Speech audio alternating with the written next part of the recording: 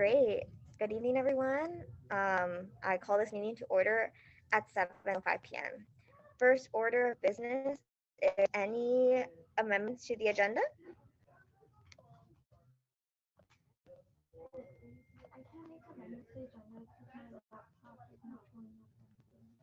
Okay.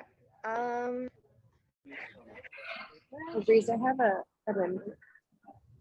Okay. Sarah, wait, Can I strike bag, please? it's my backpack.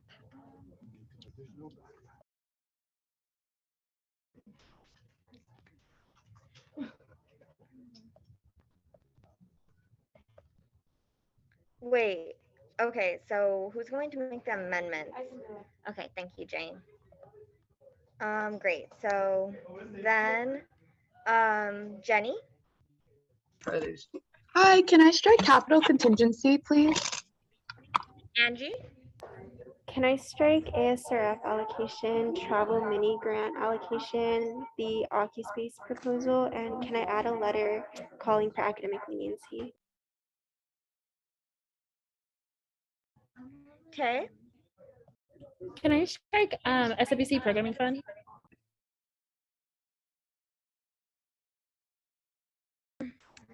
great. Okay. I think that that's all the council members. With that, we will go into the approval of the agenda. Can I get a motion, please? I move to approve the minutes for today's agenda. Can I get a second?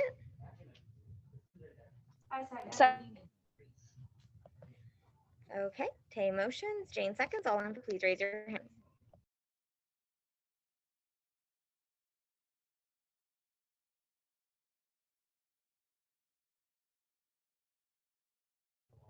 Great, and by a motion of 10 to 0 to 0, the motion passes, and the meeting for agenda for this week is approved.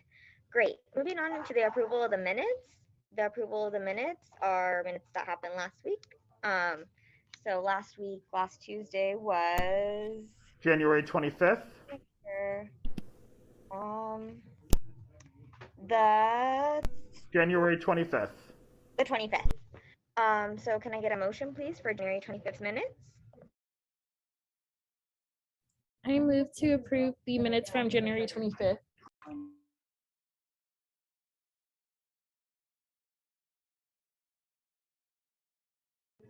Cass? Oh, I second. Cass motions, Thomas seconds. All in favor, please raise your hands.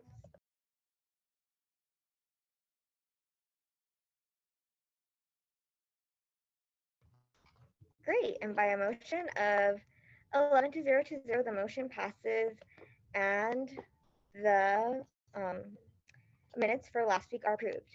Moving straight into public comment. Public comment is time in the public that allows the public to say anything that they would like to say to council or administrators. During this time, make sure that please use respectful language. Freedom of speech does not mean freedom from accountability. Make sure to use gender inclusive language. Please raise your hand and I will promote you.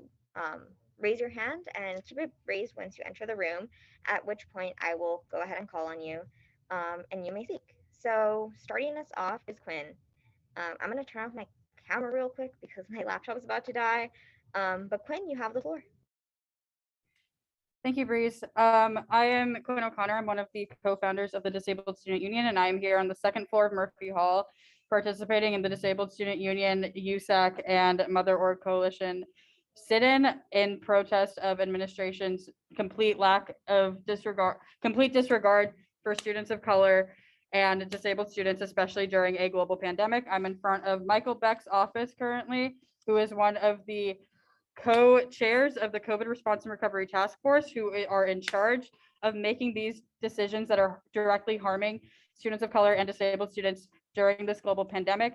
I am calling on all of council to slack your offices, get people from your office who are all able to come out to Murphy Hall tomorrow at 9 a.m. to continue with this sit-in. We have had people sleeping overnight last night, and we will continue to sit here until administration agrees to our demands and comes to the table with promises and solutions that are followed through to benefit us as underrepresented communities.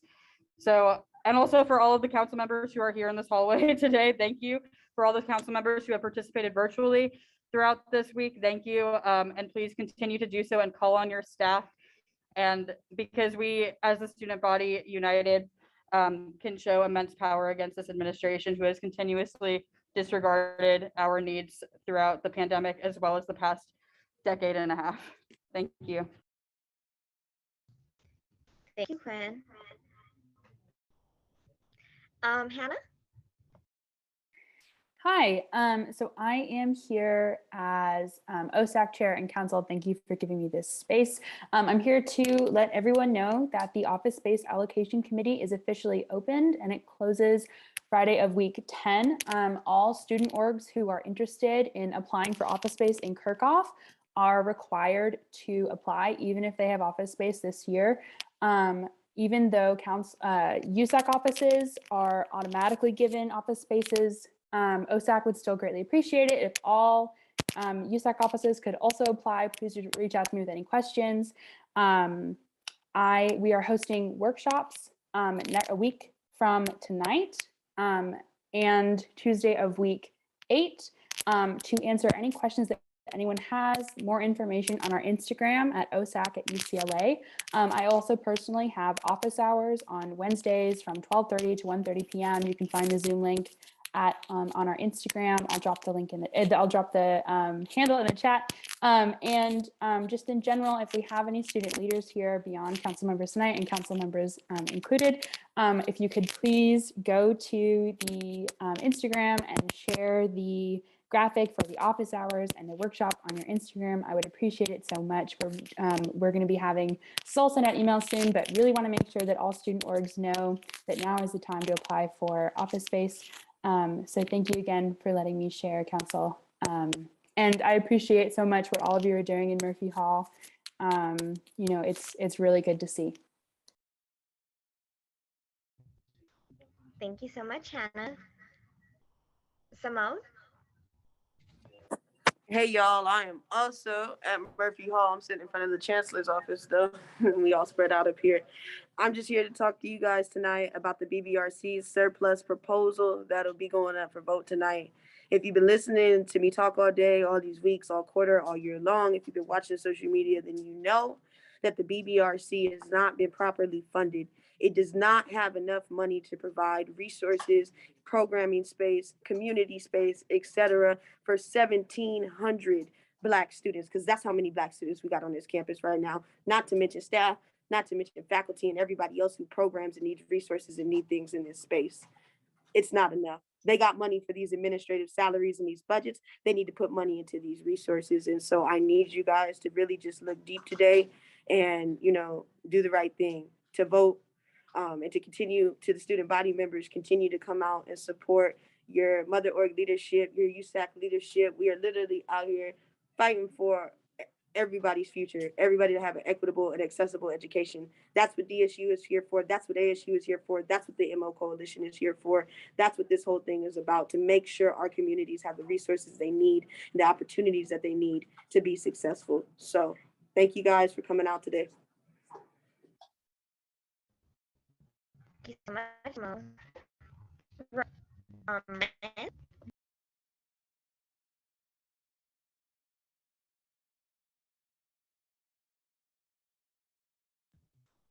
Ryan? Hi, my name is Ryan. I use he, him pronouns. I'm a second year and I'm the retention coordinator of Samahan Filipino. I am out here really also. Oh shit, am I, wait, can they not hear me right now? You can hear now? Okay, Ryan, we can hear you. Okay, cool. Sorry, I'll start over. My name is Ryan. I use he, him pronouns. I'm the retention coordinator of Samahan Filipino.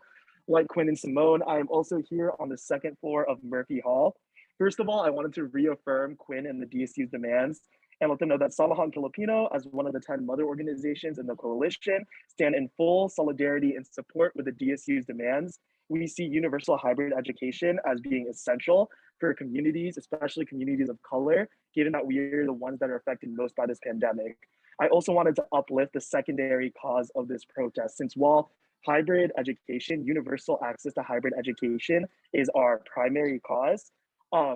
That case of neglect is not isolated, right? It is emblematic, it is symptomatic of a much broader trend of neglect within student affairs and within the university as a whole. Specifically, I want to bring light to the mother organization specific demands, which are the same demands that we have echoed since last year and the same demands we have echoed for more than a decade now. The Community Programs Office is an unfit administrative designee for our CRC and SARC projects, as is shown by constant harassment, gaslighting of student workers, of student staff, of CPO employees, as well as the mismanagement of our student fees. And so all of us together stand in solidarity. We want universal hybrid access to education.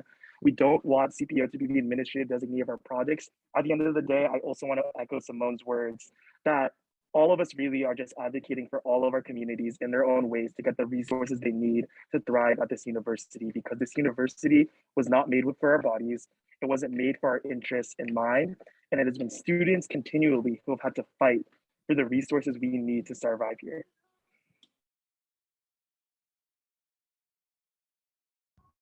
Thank you so much, Ryan. Can I go ahead? Cass, can you go ahead and promote Sachi? Maybe Fernando already promoted her. Sachi, you have the floor. Hi all, I am here to speak in support of the DSU, USAC, and MO Coalition strike for hybrid access, among other issues that I know a lot of other people have already brought up. I just wanted to kind of emphasize to the university through the channel of USAC that, you know, as students, we are paying for the school, and it's really our choice what we do with our education at the end of the day. And so I don't really understand, and I don't even know if I will ever understand, why it is so difficult to allow students to have control over their own education that they are paying for. Ultimately, UCLA is providing a service, again, that we are paying for. And the fact that that service is not only inaccessible, but also is directly putting students in harm's way is just really unacceptable, especially for a public institution to do. So, you know, I wanted to raise that to the university. I also wanted to raise the question of why the university seems so intent on prioritizing the needs of staff at the current moment, who they are paying, which is great, but not prioritizing the needs of students who are paying them. So just lots of questions, and thank you to the council for all of your hard work. Thank you, Sachi. Dana, can Dana please be promoted?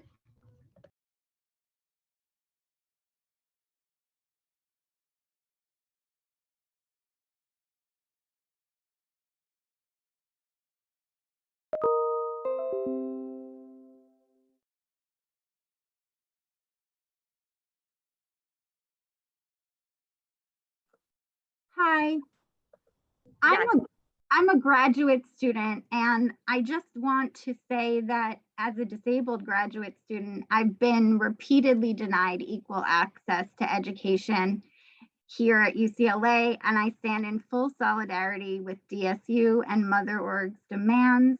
And I want to also validate what's been said by many of the very brave student leaders throughout regarding their interaction with administrators. Administration is not transparent, and it has to stop. They're requiring us as students to give hours and days and weeks of our time for free in good faith to make positive change at this university.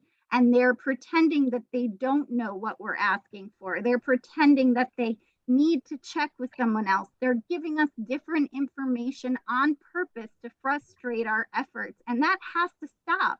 There's a culture of corruption and lying with the administration that is completely unfair. And I just want to let you all know that I appreciate your calling it out, and I appreciate your being strong against the gaslighting and the absolute resistance that you're facing with the administration. Thank you. Thank you so much, Dana. Is that all? I believe someone else was raising their hand. Quinn, I believe Quinn wanted to read off public comment actually. My computer crashed, so I'm doing this over. Darn it again. I have a public comment that I would like to read. As a disabled student at UCLA, I benefited incredibly from hybrid learning. I got to go to class even when my chronic illness was slightly exacerbated. Before the pandemic, I would have to miss class constantly because I felt too sick to get out of bed or too tired to get myself to the classroom.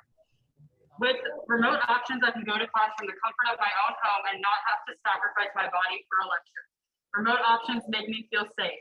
We are still in a pandemic and people are still dying.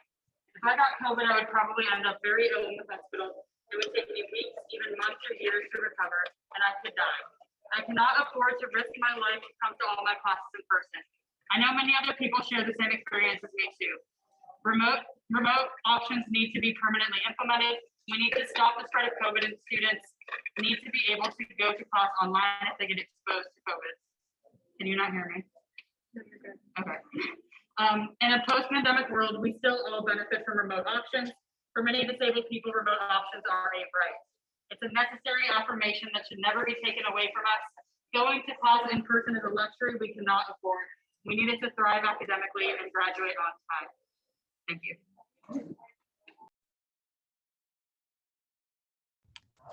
Thank you so much, Quinn. Great. So I think that closes off our public comment time. With that, I will be closing public comment at 7:21 p.m. Great. Moving straight into funding. Contingency programming. Hi, yes. So this week, let me drop the link in the chat. We had $8,602.13 for 16 non-USAC entities and 1 USAC entity. I'm trying to think if there was anything of note. No, this week was pretty standard. Very happy that events can be happening again, or that students are able to host more events, and COVID policies are being followed. Amazing. Great. SFS? Oh wait, we need a motion, sorry. Can I get a motion?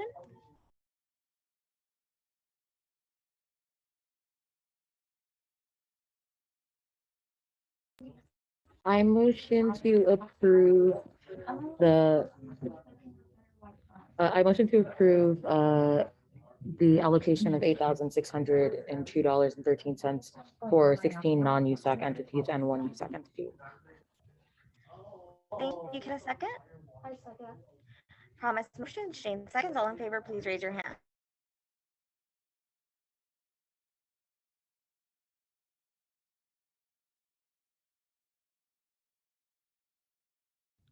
Great. And by a vote of 11 to 0 to 0, the motion passes, and the contingency programming for this week is approved. SFS?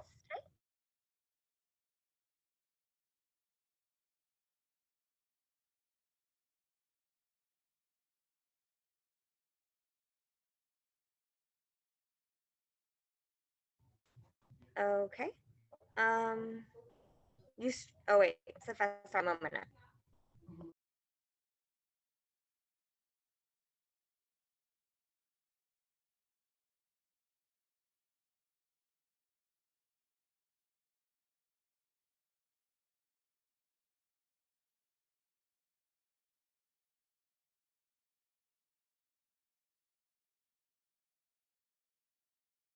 Wait, have I been muted? Okay, I was muted this whole time, sorry. Just for clarification, SFS allocation dollars this week was $984, 76 to CSC groups and 300 to non-CSC groups. Anna is proxying this week for the Community Service Commissioner, Momina. So is there any opposition from council members? Going once, going twice? If not, SFS allocations for this week is approved. Thank Anna, thank you, Momina. ARC? Yeah, thank you. So this winter cycle 2, we allocated a total of $22,163.26 to 12 different non-USAC entities. Thank you, Promise. Any opposition from council members? Going once, going twice. If not, ARC allocations for this week are is approved. Great.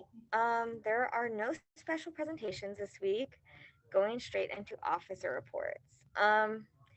So mine is first. This has been quite a week for the Office of the President.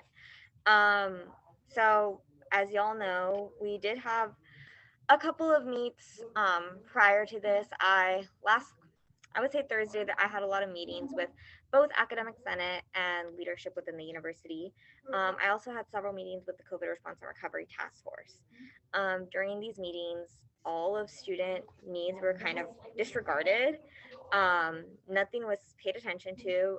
In one of my meetings, I had brought up, so earlier as I had told y'all, last Sunday I had a meeting with several leaders at other UC campuses in terms of like how they're supporting their students, how Santa Barbara and San Diego have brought on more equipment so that students can have a remote option, and how Davis is going as far as to send in students to record classes.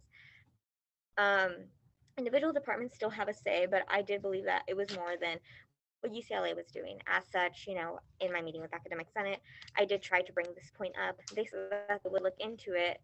However, there was no follow-up whatsoever. And, even yesterday when we had a private meeting with the administrators, this was not brought up and nothing was discussed in that end. Furthermore, in the COVID response and recovery task force meeting, nothing much was discussed in terms of like the COVID response and recovery task force meeting is actually canceled, which says a lot because the fact of the matter is we were moving into a big week of move-in, and the fact that it's canceled says a lot. So we had that happen, and then finally, I think it kind of all ended up coming forward towards the end of and then I had my monthly meeting with Monroe Gordon, in which I kind of addressed again ongoing issues within CPO, the BBRC not having the necessary funds, and the COVID situation. And again, none of these needs were met. I was told that I should speak with Academic Senate. The Academic Senate said, well, our hands are tied. So that kind of left me in a situation where I was like, I don't really know who I should be going to then, because everyone's kind of pointing me in a different direction. And our office also did go ahead and send the referenda forward to UCOP to see if it could be approved. Thank you to Josh for that. But this all kind of turmoil, I guess, as to why we are here, and I'll kind of explain the situation to the student body. So it can be minutes. DSU, along with the other organizations, decided to collaborate late on Friday night to kind of come together with our office to stand in solidarity and start off with a strike of sorts, right? So it kind of started off just being like, okay, don't go to class if your professor is not offering both options. Then it did become a bigger thing, and we decided that we were going to stand in solidarity and not attend classes together. So there was a demonstration outside. The reason why y'all see all these students here right now is because of the fact that UCLA administrators, when we showed up, they were not here. And we find out today that the Chancellor Block, Vice Chancellor Monroe Gordon, are actually not in town. They're out of town right now. So they're requiring all of you to be in person, and they're not holding themselves to the same standards, right? They're not here. That says a lot. So we stayed here. Later in the day, we were able to meet with Vice Chancellor Beck and Assistant Vice Chancellor Seppi, and who actually has been very helpful, and the chair of Academic Senate, Jody Kryman. They all came. They were not also here, so we had to wait for them to get here at 6:15. At which point, we've come to find out that they really didn't have any options. They were going to kind of say again, it's on the professors. Academic freedom exists, but if academic freedom exists for professors, and this whole time they've been requiring professors to teach remote classes, right? So if they can enforce that requirement, why can't they enforce there to be a hybrid option? Because it's really not that hard. And during this meeting was also when I started receiving a lot of messaging from the student body in terms of what was ongoing with the, scare that a lot of y'all probably know about, of the potential, mass shooter that was going to be on campus. At which point I kind of interrupt the meeting and I tell Vice Chancellor Beck, I'm so sorry, like, I hate to bring this up. I know we're talking about this, but this is really concerning. And I share this with the Vice Chancellor, and he just tells me, oh, don't worry about it. We've been keeping tabs on him for months. So they knew about this, but they didn't say anything about it. And it wasn't until Mohammed, who is actually with me right now, my chief of staff, and I were like, we need to inform the student body about this, that we were able to post about it. But even then, we had to force that messaging to come from Vice Chancellor Beck. Y'all probably saw it on our Instagram posted. And this was a result of us telling him and reminding him, hey, where's the video? And we waited for a few hours for him to go ahead and send it. So yeah, it just shows how much transparency UCLA has. And we were informed during that meeting that he was in the East Coast. He was not, in fact, in the East Coast. He was detained in Colorado. But if they've been keeping track of him for months, my question is why did they only track him down yesterday when students finally started to bring it up? So they were just going to let someone run loose and wild like that. Yeah. So that's kind of where administrators are. They're actually not in their offices right now, which also says a lot, because there's literal students here who are asking them to come out and speak with us. Yeah, so again, I know that right now people are scared, and it's understandable that a lot of folks are not showing up right now. But please come out Wednesday, tomorrow at 9 a.m. I, along with the other folks that have been staying here, will be here. And we really are just looking for y'all to show up, come forward and support. If you can't come, and we completely understand, join GroupMe, circulate that, and email administrators, because they have the choice to be here and be able to speak to students, but they're not doing this. And frankly, the reason why so many of us are here is because we're tired. We're quite frankly exhausted. I've come to the point where I have to attend so many damn meetings where it's just the same thing over and over and over again. I am exhausted. I have 7 hours worth of meetings where nothing gets done. It's always like, well, think about it, Breeze, or I'll bring something up and I'll just be completely ignored. So you're going to have students sit there, waste their time, but you're not going to do anything about it. Quite frankly, embarrassing. And with that, I will pass it off to the IVP. Cass? Hi, I'm going to make my officer report quick, but the off-campus living fair is going to be this Friday from 6 to 7 p.m. via Zoom, and the registration is on the UCLA IVP Instagram. And we're also going to have a digital brochure so that students who don't attend still has access to information being shared.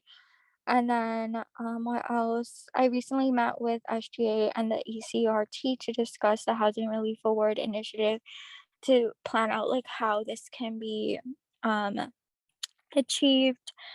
And then we're also trying to finalize the off-campus or the housing resource guide for students, so students know their renter rights and all of that information. And then sorry, I'm still looking at my notes. Okay, and then Campus Safety Alliance is looking into plans to speak with administration about how the threat made yesterday should have been handled better, and the student body should have been informed, given that we were only informed officially like at 12 a.m. today. And okay, that's like everything I can speak about, but I'll pass it off to Sarah. Thank you, Cass. I'll also try to keep my officer report short. We have a Title IX panel coming up in a couple weeks on February 16th at 5 p.m. And we also have our first candidate debate for CD5 on February 28th at 6 p.m. And we're currently welcoming moderators and representatives from different groups to come and ask questions. Great chance to connect with your representatives. On the UCSA front, for the UC We Vote campaign, as some of you might know, we're trying to establish a non-instructional or at least asynchronous election day. We know we have the infrastructure to make like most classes asynchronous, but unfortunately the academic senate was not very friendly to that. So now we're shifting to more of a call to action and trying to get faculty to sign on. So if anyone would be interested in giving a student testimonial, like please reach out. I would love to include y'all in the campaign. And then Brand Advocacy Grant, just want to remind y'all, among all the protests that are happening, that this qualifies for up to $2,000 per org per quarter. So we'd really love to help fund these things. And I believe last quarter we were able to do like retroactive funding. So if any of these things need to be reimbursed, we'd be happy to work with y'all to get that covered. And then ending on a positive note, SCA 5 passed the Senate floor. So this increases the student voting power on the Board of Regents. So currently only one of our student regents has full voting powers. And this would give us a second student vote. So the next step is going to the assembly, but it's looking good so far. I will pass it to Angie. Go ahead, Anne. Hi, everyone. So I and some other council members are working on a letter calling for academic leniency for midterms and exams amid the rising stress level of the student body at the current moment. Not only are we still like in a pandemic and students are having to fear for their health and their safety, but we also just faced a really traumatizing experience in the past 24 hours. So hopefully this letter will provide more academic leniency for students. Also, just addressing the fact that the meeting yesterday with Seppi and Michael Beck and the Academic Senate chair, they said that it would be inconvenient for professors to offer remote options, but they switched immediately to remote for today. So pointing out that hypocrisy as well. And then I'm also starting monthly meetings with the Academic Senate for greater transparency and communication between us and academic senators to the UGC. And I, as well as the DSU and FAC, are putting together a video in partnership with the Center for the Advancement on Teaching. And this video is to make professors more aware of the ways that they can promote hybrid options and remote options in their classes. The video will be filmed and released during week 6, and we have been inviting different student groups to participate, including parenting students, transfer students, and disabled students. Other than that, I have onboarded our internship cohort.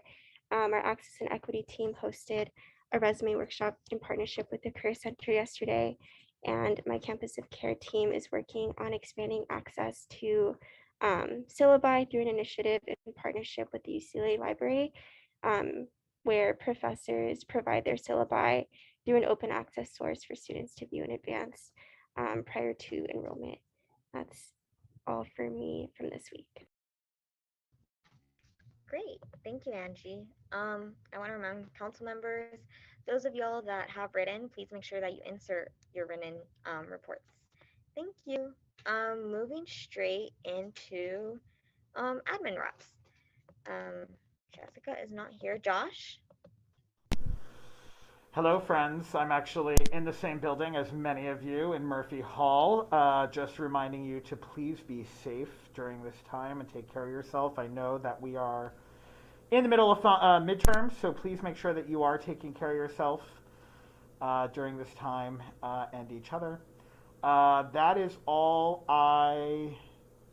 we have just a final reminder that any ballots, anything that needs to go onto the ballot is due to me by this Friday.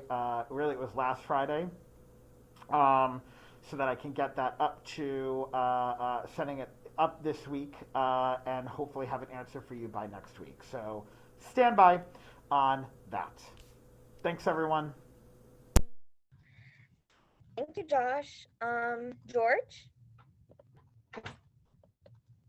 Hi, everyone. I hope everyone's doing okay after a intense 2 days of really scary news. Happy Lunar New Year and Year of the Tiger for those who celebrate. No big updates again from the Alumni Association aspect of it all. But, you know, we are pushing a Spark campaign to provide extra funds for the UCLA Black Resource Center. So, you know, if you want me to send you that link, I can send you that link too on the Slack. But just know that the alumni are, you know, supporting this initiative as much as we can. Other than that, there's no other big updates from me. Thank you, George. And I might want to connect with you, especially on the alumni end, and see if y'all could support the initiatives that we're asking for on this strike. But I'll reach out to you after this meeting. Great. Orlando? Hello, everyone. Just to really echo what everyone else is saying, please. I know it's been a, really rough, tough week. Hang in there. Be safe.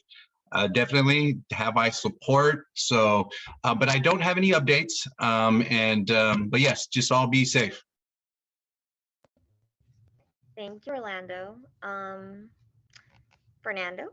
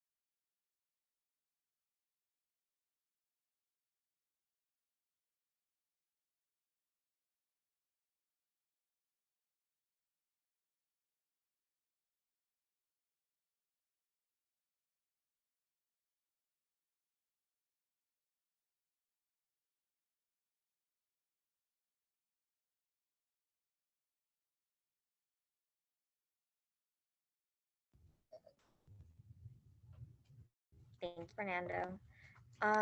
Great. Let me see. Moving on to Patty. Patty, I'm gonna. Hi everyone. Great to see you. And echoing Fernando, it was really wonderful to see so many of you over the last couple of weeks, and also your team members who've been doing such amazing work. So it's nice to get a chance to connect. I'm really excited. We're doing a couple collaborations coming up in the coming weeks. We have our Westcom Student Terrace movie night collaborating with CEC. So I'm really excited to be showing kind of a post Valentine's Day outdoor movie. And it was really fun collaborating in fall, and look forward to doing that again. And we're also collaborating with the Dashu Center for a Super Bowl watch party. So I'll send that out, some flyers as we get those. So if anyone wants to join the celebrations. And again, yes, looking forward to more meetings in the future. And if you need anything, we're here to support. Have a good one. Thank you, Patty. Great. Okay, with that, I'm going to go ahead and reopen public comment. Josh, I believe for this I need a motion, right? Yes. If we are going to reopen public comment, we need a motion, a second, and a vote. Great. I motion to reopen public comment.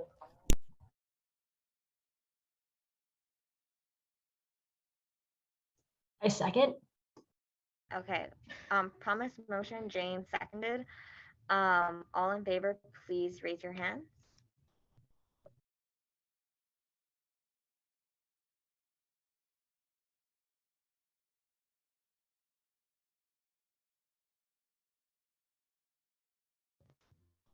Great. And by a vote of 10 to 0 to 0, the motion passes and public comment is reopened at 7:44 p.m. I'm going to hand it off to Tay, who will be reading off public comment that was sent in to both the DSU, MOs, and the UCLA President's account. Great, thank you so much, everyone.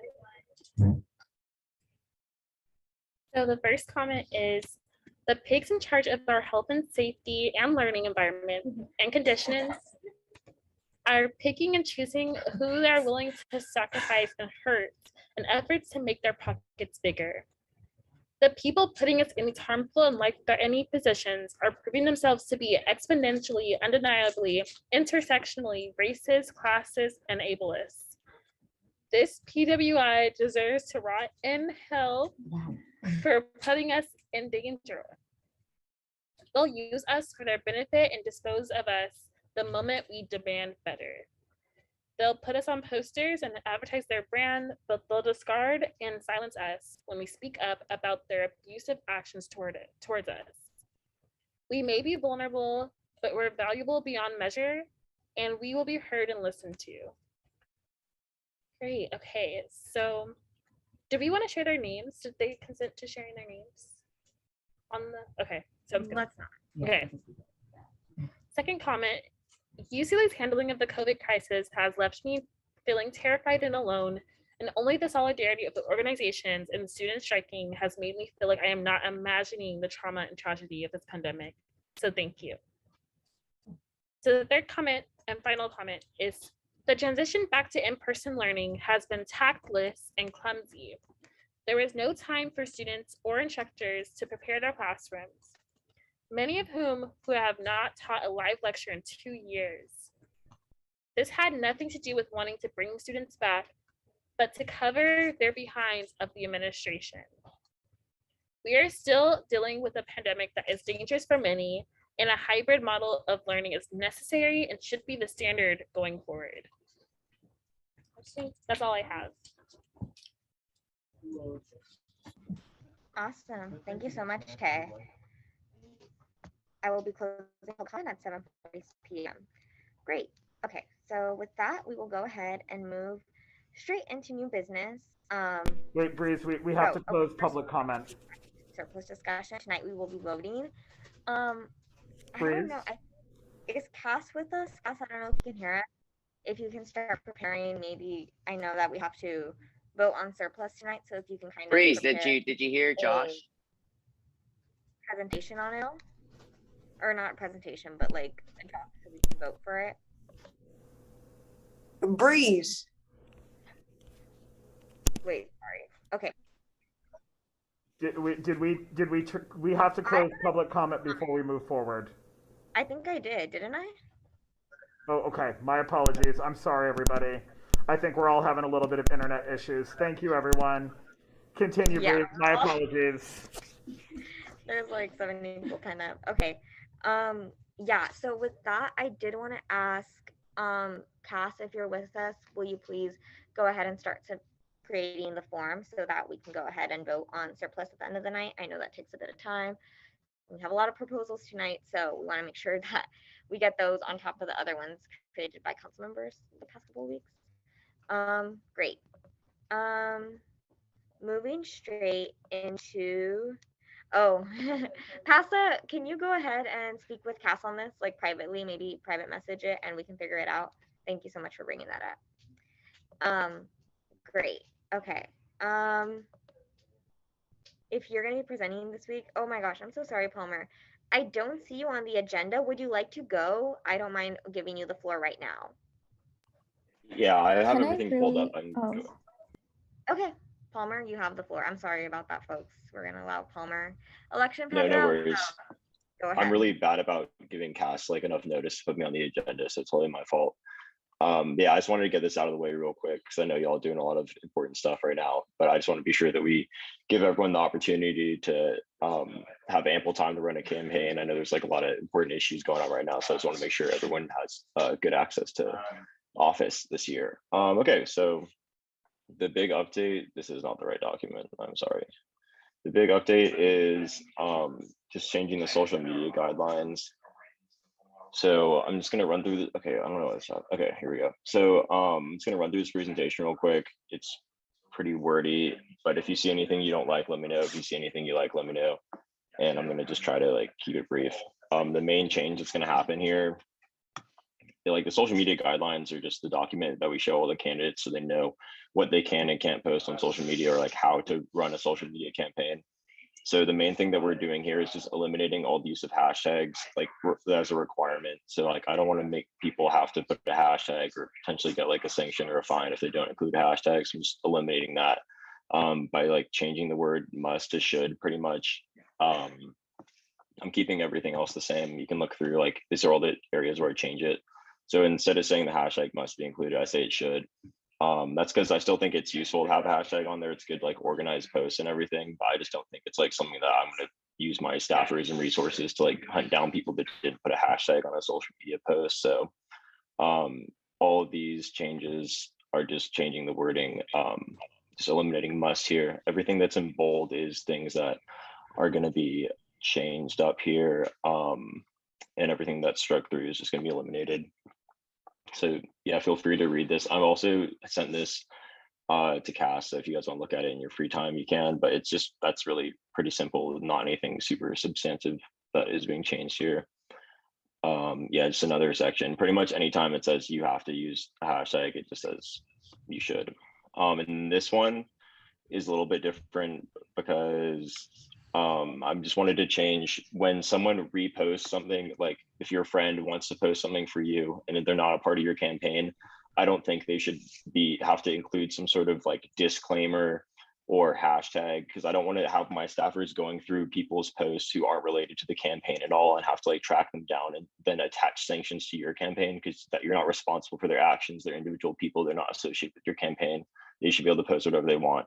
If they forget to include the disclaimer, that's whatever. If they should include the disclaimer, it says they should, but they don't have to. And I'm not going to be sending people after random people who happen to support you. So that is the other change here. And then the last thing is, this is not something like to vote on or anything, but it's just something I'm going to put in about Reddit for the cheat sheet. And it just says that like, we're sorry, but we can't like be hunting down anonymous users on Reddit. So I encourage people to just direct their campaigning away from Reddit.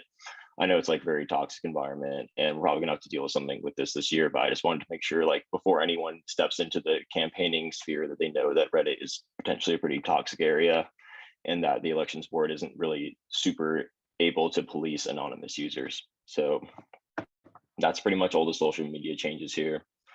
I think this is something that needs to be voted on because it is part of the like guiding documents of the elections board. If anyone wants me to go to a different slide or anything, let me know. But the main thing is, this is the hashtag slides. That would be 2 through 4 here. Just saying you don't have to include a hashtag. And then this slide here is saying that people who are posting outside of your campaign or not part of your campaign don't have to include any sort of disclaimer or hashtags. Okay, yeah, I guess if you guys want to vote on this, you can go ahead and do that. Or we can, yeah, questions are always great. Promise or Josh, whoever was first. I think Promise. Yeah, sorry. Yeah, I think my only thing would be to, I guess, in the part about the Reddit thing, if we're gonna say you can't regulate it, then no candidate should be able to campaign on Reddit. Like, right.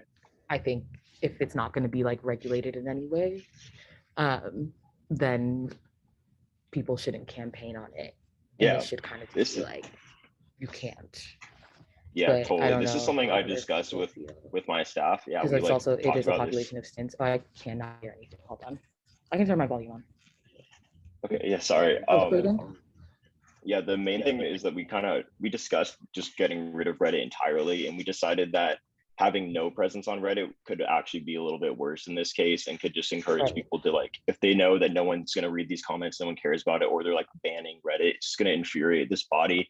I know like the body of people that use Reddit or like were being toxic during the campaign are the kind of people that like, if you tell them they can't do something, they're going to just make it worse and make it even more toxic. So I think the best way for me was just to ignore it and say like, okay, like obviously if someone has their name of their campaign, like we do have regulations for campaigning on Reddit still, like if your campaign, like my name as a person and my username, and I'm going on Reddit and saying things, obviously we're going to track that down, do something about that. And we have a Reddit account as well.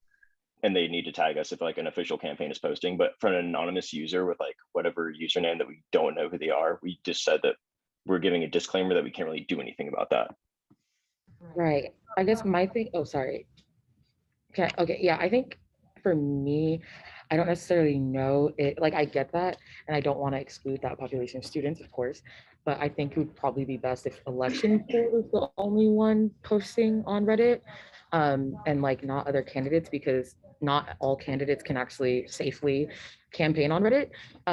And like very specific populations are who like genuinely can't. So I don't know, like I feel like if communication is going out, it should be going out from like election board, which is supposed to not necessarily be a part of anyone's specific campaign. And I think that would probably be the most fair like way to go Right. about Yeah. it. Yeah. So I wanted to add something, I guess, to this point. So I'm thinking that if there's some sort of way, right, like, especially when some rhetoric gets spilled that, like, is, like, racist or is untrue, like, I'm speaking particularly, you know, for, like, some folks on council that, you know, had, like, stuff that wasn't factual spread about them on the internet. Like, I'm wondering if there's some sort of way that then, like, other council members, right, or like not council members but other candidates, like if we can maybe have some sort of rule about that, where regardless of, you know, who is running, to be positive about it and go and respond to those. Sorry, we have like people cleaning in here as well, but if there's a way, right, so that like any other candidate who's running in this election or all of the elections can go on there and make sure that they respond and say, hey, that is not true, actually, like, to make sure that every candidate is being held accountable and like no lies being spread about anyone. Like, we really want to make sure like the environment is very positive, you know, and a positive experience for everyone. Like, I know sometimes it can be very traumatizing and people are left crying, and it's just not fun for y'all and not fun for the candidates themselves. So I don't know if that's something that's like been considered, Palmer. I'm not sure. yeah, so I think that's a great idea, and I'll definitely include something I'll like that hand on off here. to Again, this is Emily and pass it. yeah, again, this is just kind of part of the like disclaimer. It's not any sort of official rule or anything that like needs to be voted on. This is just like some wording, and I just wanted to be transparent with you all by like showing you this. But this is part of the cheat sheet, which is actually not part of the document with any sort of social media guidelines. The guidelines around Reddit themselves are not actually being changed at all. It would just be me including this disclaimer in a cheat sheet for candidates. And then what you said, Breeze, I think that's a great idea. And I'll also include something along those lines, which like, be sure you support fellow candidates when you like see something, say something kind of thing. I really like that. So I'll definitely keep that in mind, Breeze. Thank you, Palmer. Okay.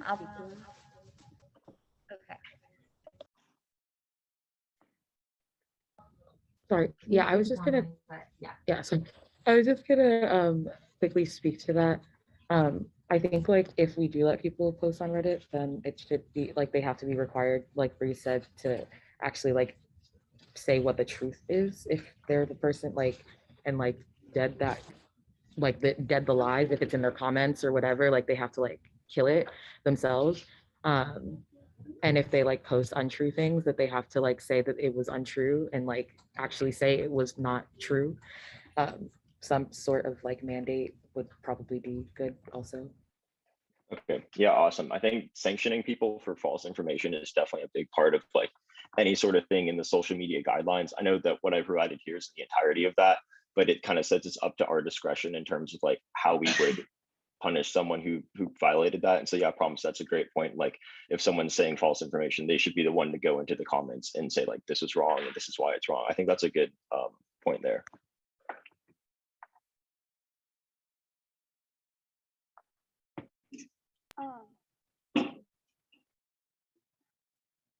Yeah, I just wanted to say somebody who on Reddit last year got kind of a lot of flack, and like I think the important thing to note about that is that like if you put that on the internet, like it's literally there forever. Like if I Google my own name right now, like Reddit will like come up. And like I think it's really important that like what Breeze is saying, that we emphasize that there's strict rules that like if anyone, even if it's anonymous, is posting like something negative about a candidate, like all the other candidates need to immediately be in there and be like, this is false, like this rhetoric is so bad. And I also don't know if we have any, I know like the UCLA Reddit would have like a moderator, right? Like they have mods. If like we could connect, or Palmer, maybe you can connect with them and talk to them before and talk to them about like how like they also need to post that like anything that is like defaming or just rude should be like immediately deleted by the mods, if that's possible. And also I like, yeah, like anything that can be proven, I think. Yeah. Some people are entitled to say, you know, whatever they would like, and that's completely, everyone can have their thoughts on candidates. That's part of a fair election. I think that the issue is the fact that it's a lie. Yeah, if it's infactual and like that elections board can find out that it's infactual, then that needs to be pointed out, and everyone needs to go and make sure that they say that is infactual. Yeah, and I think it needs to be like discussed with the UCLA Reddit mod so they know they have to delete like the post. So it can't be like 5 years down the line and someone is like Googling someone's name and it like pops up. And I think like also maybe Palmer, if you want to, like I would be down to like meet with you like off, like not in this meeting because I know it's late, and like talk about it and help out with like the election code before it gets presented to council. Yeah, definitely. I think the one thing was that for these social media changes, like since these are done, I think that's good because I wanted to drop the candidate packets this week. But again, we can update those throughout campaign season, and online campaigning won't start until like week 2, spring quarter. So yeah, we have plenty of time to meet and kind of get this finalized afterwards. And yeah, I definitely agree. Those are some great points about just like getting in touch with the mods. I'll definitely look into that. Okay, I think Josh has had his hand up for a while. I can go last. I just wanted to check in with you, Palmer, to make sure that candidate meetings, the endorsements, the debates, the meet the candidates are all set on the calendar as well. Wait, what? And then also, when does flyering begin? Because I didn't see that on the calendar from the last time. So anyways, I just wanted to put that on your radar around those pieces, and they might have already been added. Yeah, so I threw all that on the calendar, and so we can also look at that briefly when we're done with this, because I know that that was going to be coming out this week as well. And I have requested the space on the Hill for you, and I'll know by tomorrow morning. Awesome. Thank you so much, Josh. Amazing. Thank you so much, Josh. Okay, so it was Emily and then Tessa. Oh, hi. I was just going to like say like, well, James said it earlier, but I think like it would be a very good idea, Palmer, for you to like try to communicate with the mods. I don't think that they have honestly any obligation to like I guess like agree to election code, which is concerning, but I think it's very much worth it to reach out to them. Yeah, definitely. I think it's like just a difficult space to navigate in general. And so, but I think we'll be able to figure something out to at least make it better than it was last year. Okay, thank you, Palmer. Pasta? Yeah, so I guess a couple comments on this, because I think like out of everyone here, I use a lot of Reddit. You guys probably already know that. But like so I'll say that the moderators of the UCLA subreddit are very entertainment oriented people. So Palmer, I highly recommend that when you do reach out to them, right, you have to emphasize that this is for the safety of individuals like who are running, right? Because, you know, and my office like has tried to work with them. I think that we've been probably the most friendly to them. And a lot of times they will not pin informational posts about things that, you know, your offices work on or what my office work on, because simply it's, you know, not entertainment, right? So you have to make that very, very clear to them that it's a matter of folks' safety, their privacy, and obviously like the stuff on the internet stays there forever, right? You know, I look up my name, it's on there. And then the second thing about the say something, do something, I think that's a really great idea. I think that, you know, I feel like the investigations or whatever, that process within eBoard, I feel like it needs to be really clear that if there are untrue things being said on Reddit, there will be rigorous investigations that will happen, right? And when you kind of have candidates like go to the how to do like a campaign, those presentations, you have to kind of establish a very clear, you know, bottom line that all candidates are going to play the fair game, and there isn't, you know, we're not going to accept folks saying false misinformation and things like that. And if you establish that, you know, very clear, very early on, I feel like, people are going to hopefully hold themselves to that standard, and then hopefully there will be no problems. Okay. And then, yeah, I'll say again, I'll just reiterate that you just need to emphasize to them that it's really important for the safety, privacy, and future Google hits of whoever's running. Because the moderators aren't even students. They're just they're usually old people who for some reason like to hang on that Reddit. But yeah, those are just my comments.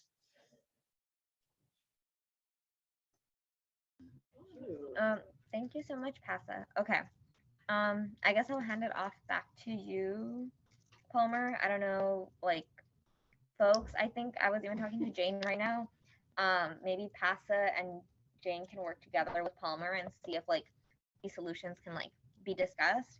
I think Passa, you bring great perspective, and Jane as well, given your own experience. So I think maybe y'all can work on some sort of solution. I think the ideas presented are pretty fair. Thoughts, everyone? Yep, totally. That sounds really good. Great. Palmer, was that all you had to present tonight? So I was just wondering, are we going to then approve these changes that I have made, and then we can talk about the Reddit and get those set up for maybe the next time? Because I just wanted to get the things I had now finalized, if that's possible. Okay, no, that's great. Council members' thoughts? Good for approval? Okay, can I get a motion? I move to approve those changes to the social guidelines.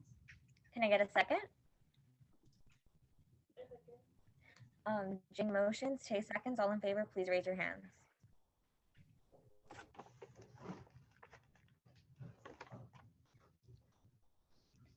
Great, and by a vote of 12-0, the motion passes, and the guidelines for this year's election board are approved. Woo! Thank you so much, Palmer. We really appreciate it. And we appreciate all the work that y'all are doing. Did you need to present something else? Sorry, again. I just wanted to give everyone a final look at the election calendar. I know in the bylaws, it says that if we release this after today, basically, I don't need council approval, but I'd like to still have a good feeling from you all about these finalized dates and times for everything. This is pretty much the same as how it was last time I showed you all. The only thing that I wanted to get your opinion on was opening leafleting here. I know most of you probably haven't had an in-person campaigning experience before, so this is kind of a new thing. But leafleting is basically when you're allowed to distribute campaign material on campus. For some reason, it said there's a minimum of 3 days when that's allowed. I don't really see a problem with just letting that begin when campaigning begins, because I don't really see I get flyers shoved in my face all the time on Bruin Walk. If those are for people wanting to change my school for the better, I think I'd probably be more receptive to that. So I think that we should just let leafleting run this whole time. If you guys think of anything that's wrong with that, I'm super down to hear that and talk about it, because that's just my opinion. But other than that, the only other thing that changed here is just having these debates and endorsement hearings in person, if that's possible, during this time, and that would be in the Nev Auditorium, and it would also be live streamed, because that's how it was done in 2018. So yeah, any thoughts or opinions on this? I'm super willing to talk about it. Okay, then Sarah. Sorry, old hand. Wait, were those accidental hands? Patty?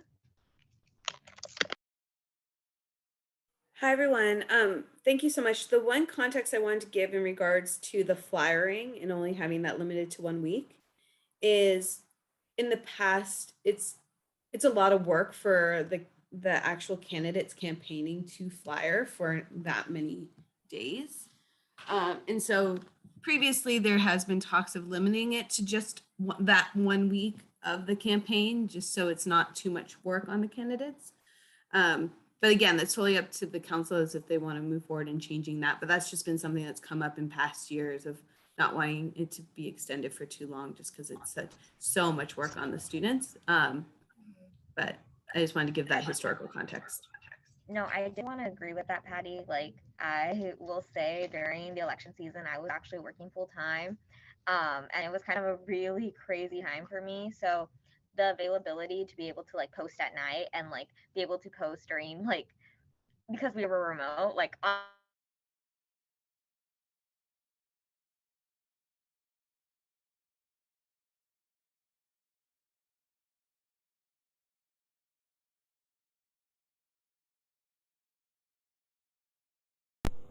Yeah, we did lose Breeze. I know many of you are on the floor with her.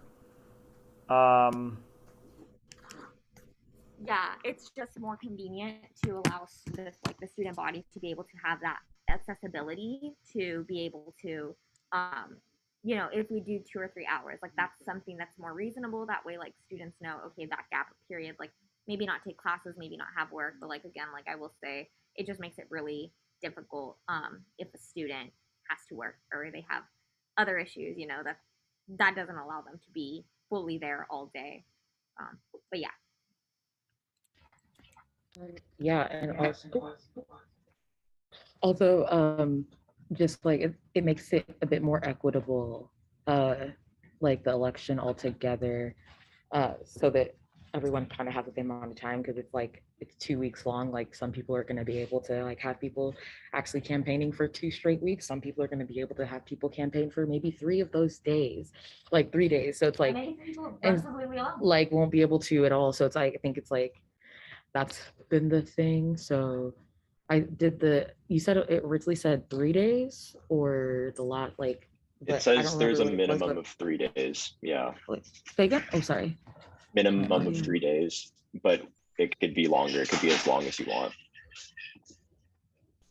Okay, yeah. So I honestly think, I don't know, I feel like a week is probably the best there. Okay. Also, as like a Cool. former candidate, I would not want to do that personally. It's like a lot of work. Yeah, that's a great point then. So I'll move these leafleting days around. I think, and also you said the hours, Breeze, you would like to see that to be like 2 or 3 hours during the day.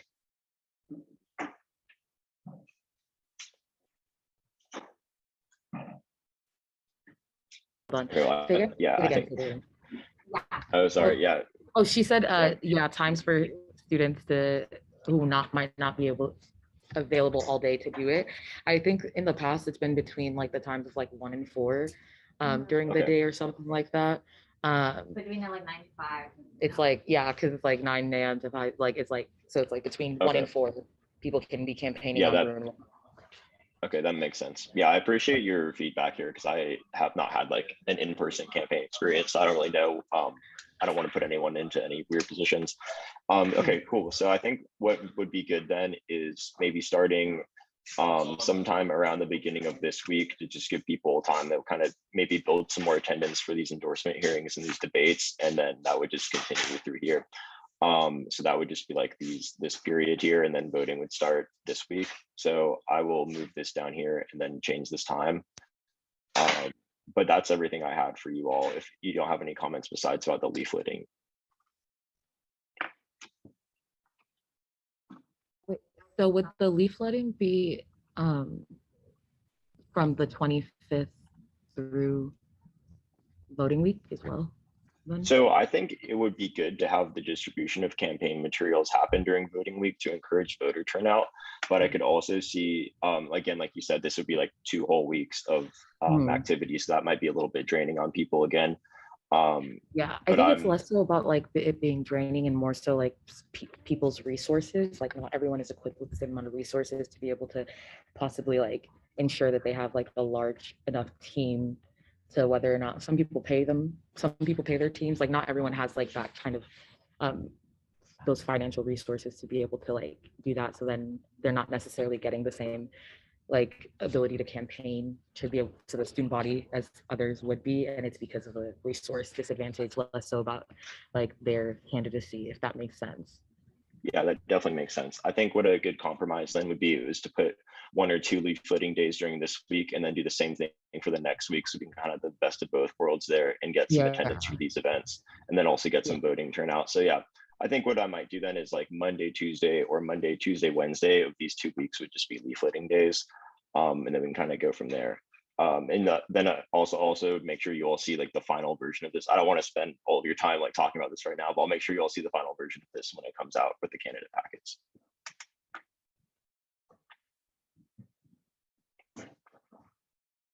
Okay, yeah, I think that's everything I had.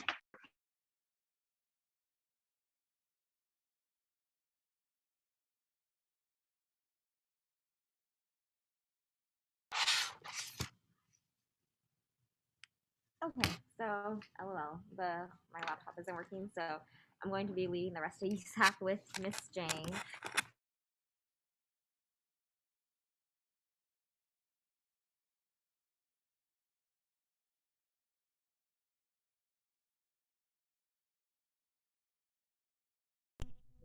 Yeah.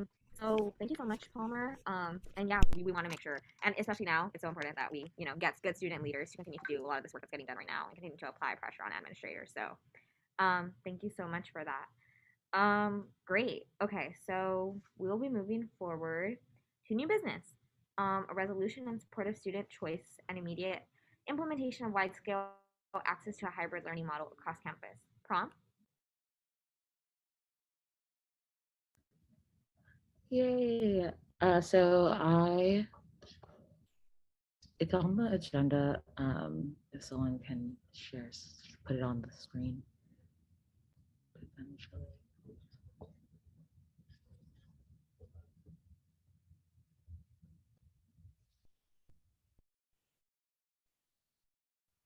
Wait, I cannot hear anything. Sorry, Fernando, did you say something? Oh, I thought I linked it. Okay, let me relink it then.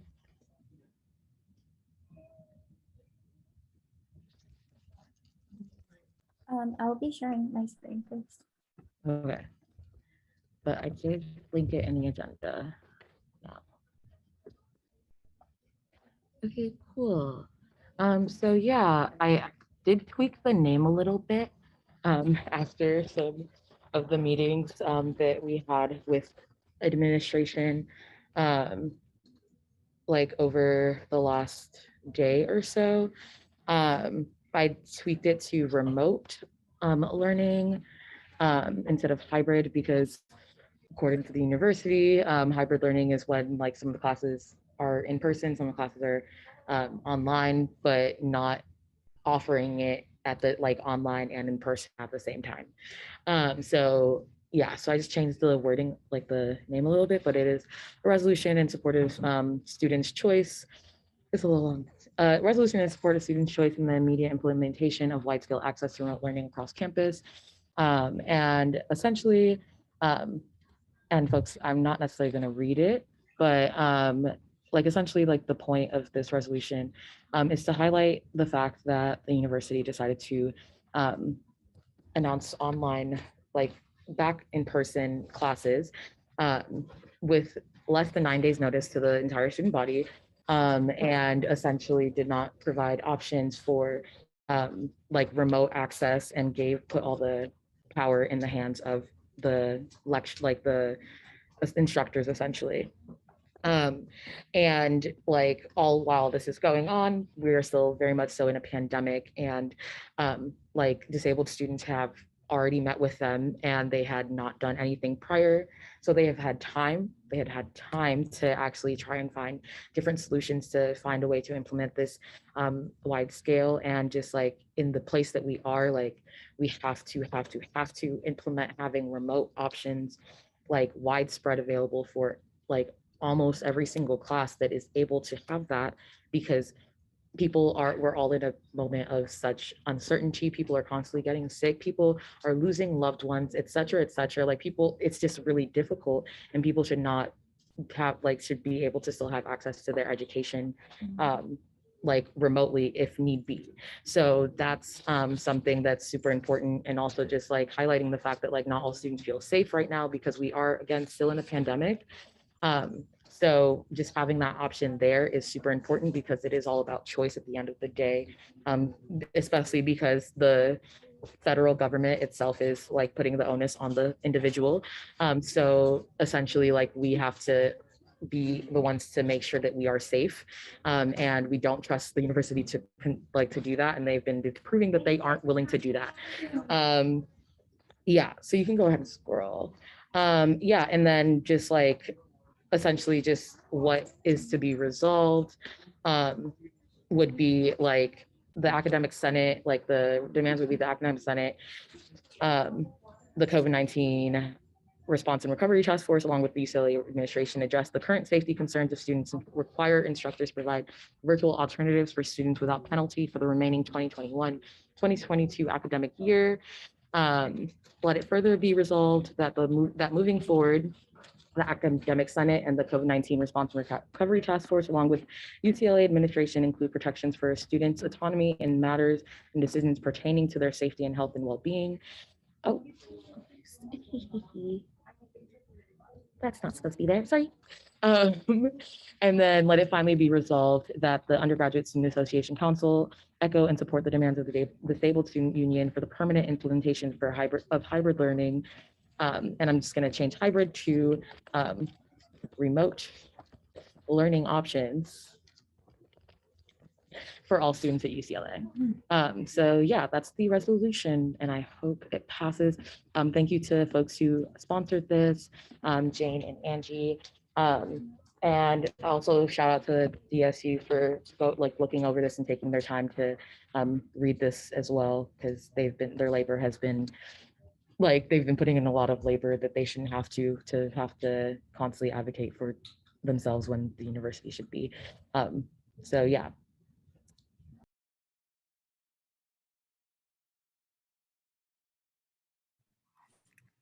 Yeah, thank you so much, Prom. Can everyone please unmute? Cool. Okay. With that, okay, can I get a motion, please?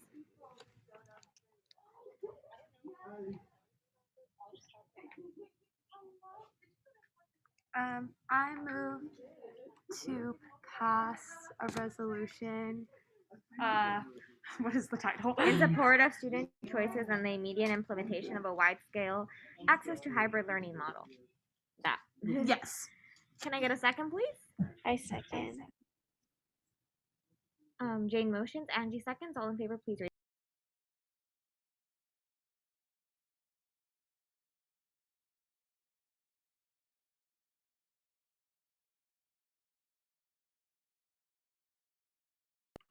Great, and by a vote of 11 to 0 to 0, the motion passes and the resolution is approved. Yay. Okay, great. Moving into, okay, OccuSpace. IVP, Cass? Yeah, let me share my screen. Okay, hi everyone. I'll be making a surplus proposal for the USAC IDP Housing Relief Award, just quite similar to the Rent Relief Award last year, just with a little more tweaks so we can support more students this year. So background and statement. Oh, can you guys hear me? Yes, we can. Wait, I literally can't. Wait, I'm gonna stop sharing and then. Okay. Sorry, I think my Siri went off and then I couldn't hear anyone. Oh no. Can I get help? Yeah, I think that'd be helpful so I can just present.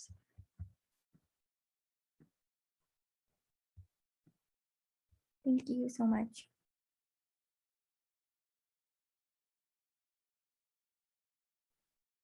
Okay, thank you. Okay, so background and statement of purpose. So one of the committees in the IVP office is called Meet Material Needs. And so we hope to assist students facing financial issues, housing insecurity, and other material hardships. Our focus this year is housing and living costs that's exacerbated by COVID-19 pandemic and also the following economic fallout. So our aim is to provide financial support for students to relieve housing costs. So this is going towards students who could be like commuter students, students living off campus in apartments, students living on the hill, university apartments, anyone who is struggling to afford housing. I'll go into it a little more, but we're asking for 40,000 from surplus to provide 160 disbursements of 250 in direct payments to students in need. And next slide, please. So we conducted a survey collected in the summer of 2021 with over 200 respondents. This was more students than the findings from last school year, but we found that 80% of students reported insecurity and concern with affording living expenses. 90% reported feeling insecure and concerned with their ability to pay rent for off-campus apartments or costs of university-owned housing. And then finally, 50% of respondents struggled to pay for groceries over the last year, and roughly 1 in 3 respondents reported experiencing homelessness, eviction, or doubling up with friends to avoid sleeping on the streets.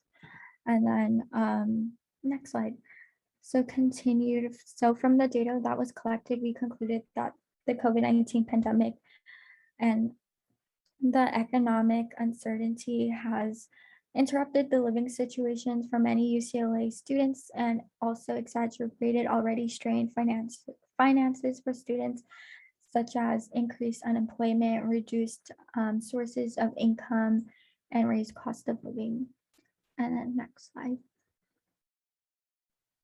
So our goal, like I mentioned in the previous or slides before, is to hopefully get 40,000 from surplus so we can disperse individual payments of 250 to students in need. And then we also raised money with the UCLA Spark campaign that we called the Student Housing Relief Award. And we raised only $859. So we're hoping to get like most of the funding from the surplus. Yeah. And then next slide.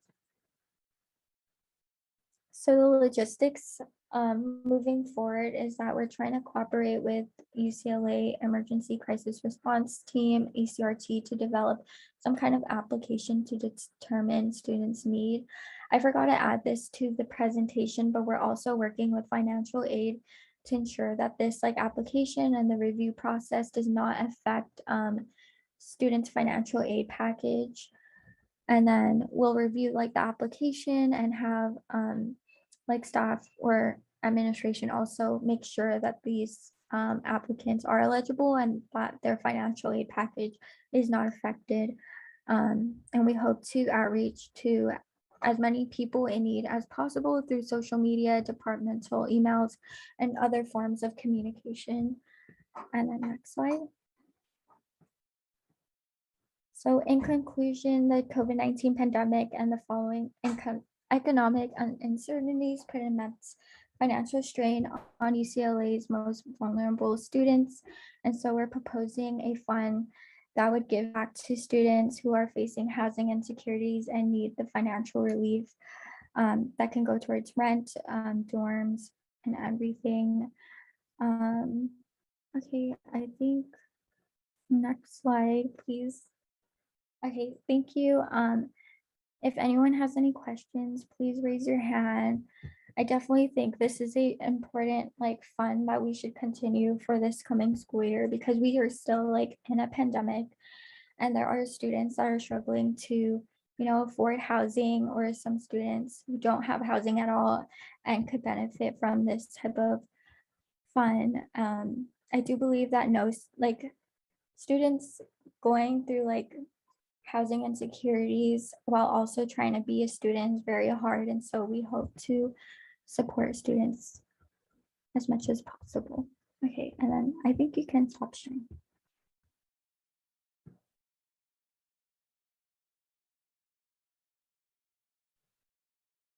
Oh, I think you can stop sharing screen, Fernanda. Okay, thank you.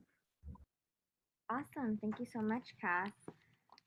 Great, moving on to prom professional headshot booth proposal, or will you just be doing the community fund one? I'm sorry, what? I'm doing It's your turn. Oh. Okay. Yeah. Okay.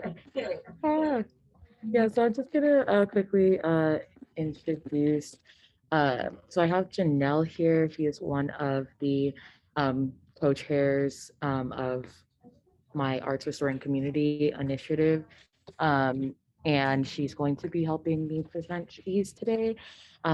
So both community and the second one are would both be essentially under this initiative, which again aims to give back to the communities. So without further ado, I will give it to Janelle. And it is linked on the agenda. If Fernando, you could share your screen.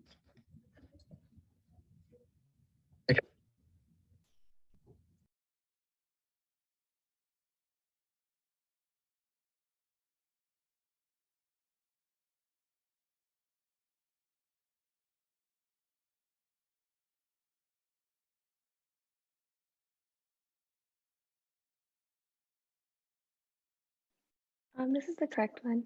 Okay, thank you so much. Okay, hello everyone. So as promised mentioned, my name is Chanel and I am a co-director for the ARC initiative under CAC. This proposal, we are going to be requesting funds from USAC Surplus to purchase a photo booth for professional headshots. On the next slide, I will talk more about the purpose and the project that we are proposing. Can we go to the next slide?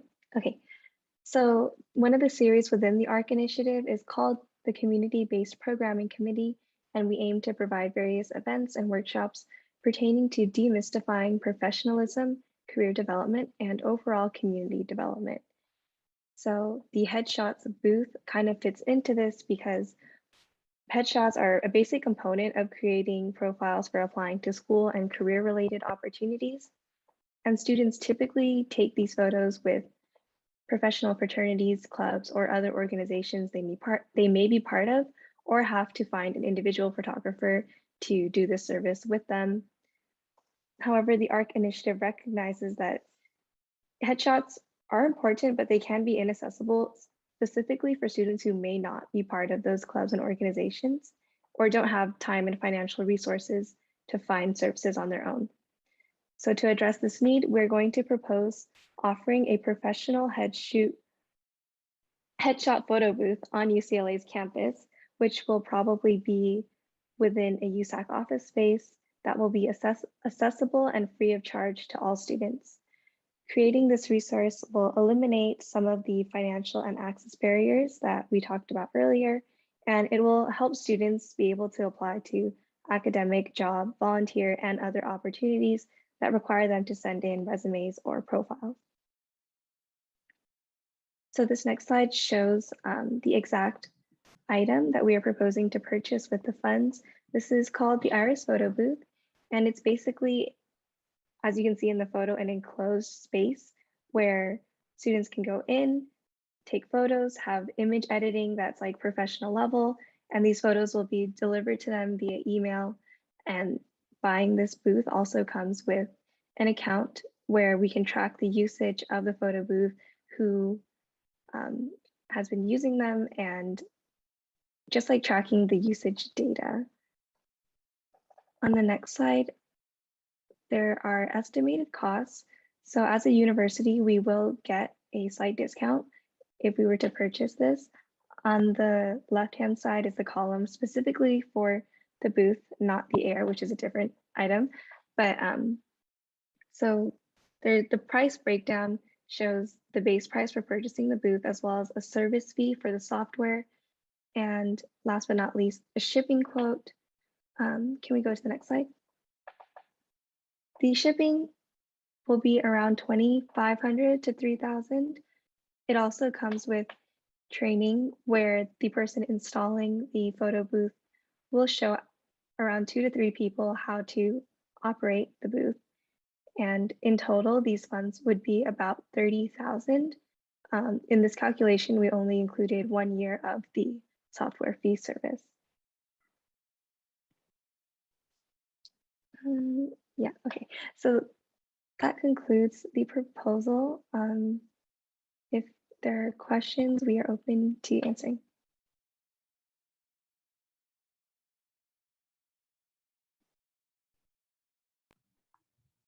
Okay, council members, are there any questions? If not, Tom, you have the floor again. Yeah, thank you. I just promoted Rebecca, who is, I believe, going to present this next one, which is Community Fund. She is also, she is the other chair. She's co-chair of ARC, the Art Restoring Community Initiative this year. And she will be going through Community Fund Surplus proposal. So yeah, thank you. Thank you. Should I share my screen or anybody else? Okay, for sure. Thank you. Let me know if you can see this. Cool. Sorry, one sec. Okay.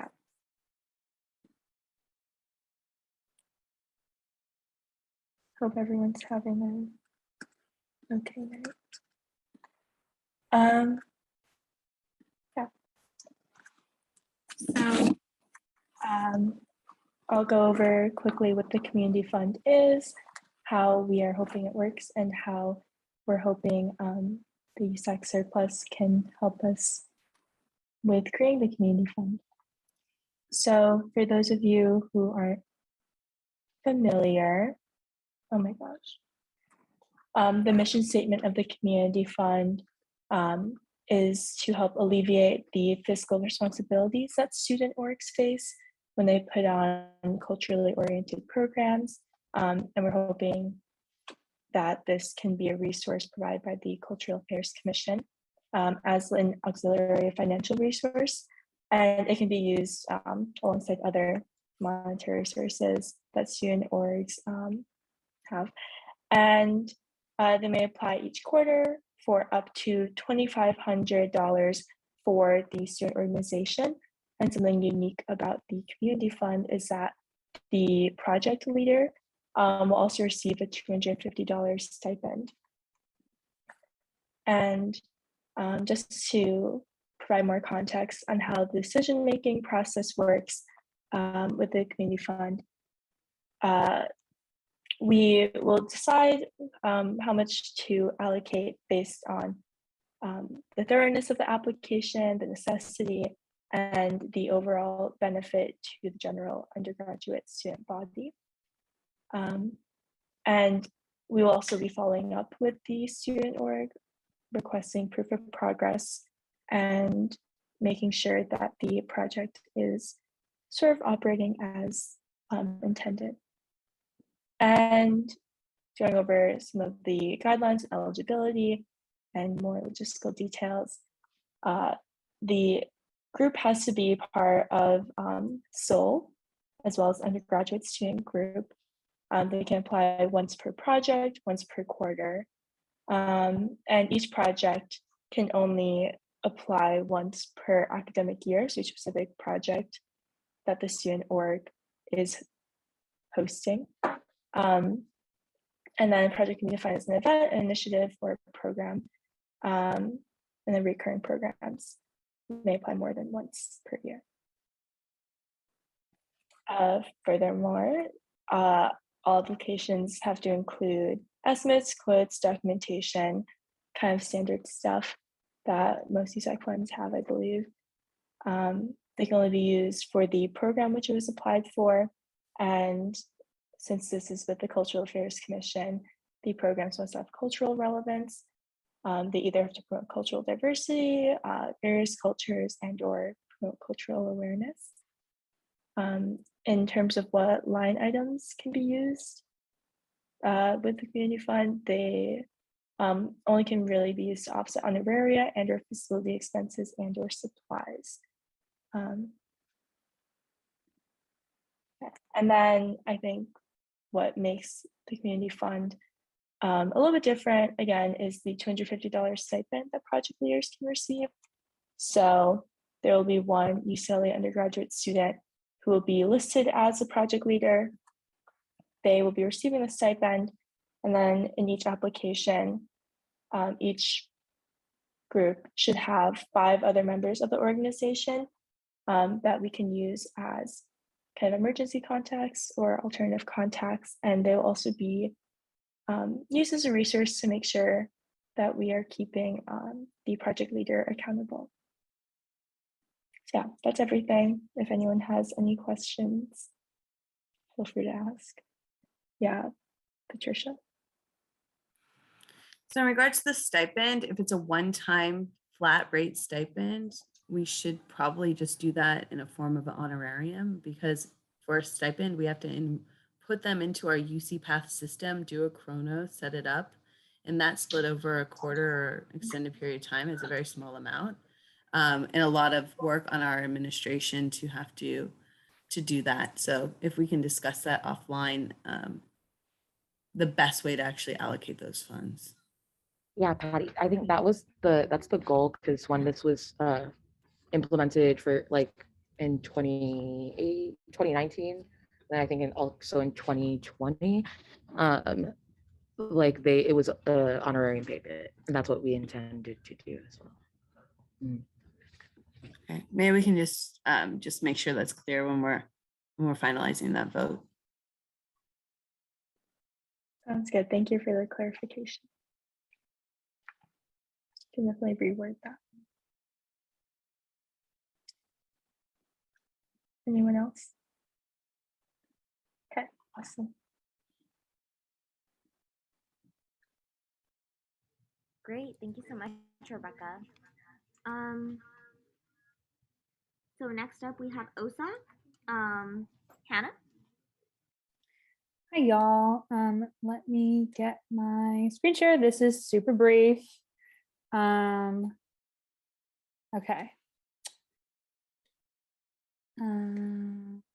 Here we go. Okay, so this is a two-part ask. I am presenting tonight. The first part is $1,700 to pay for the final rounds of assembly and installment for office furniture in Kirkhoff. A lot of offices who ordered furniture last year, which was funded by Surplus, the furniture has not been assembled, just simply because we have not been able to pay for it to be properly assembled and installed. That is just because I did not have the invoices at the time.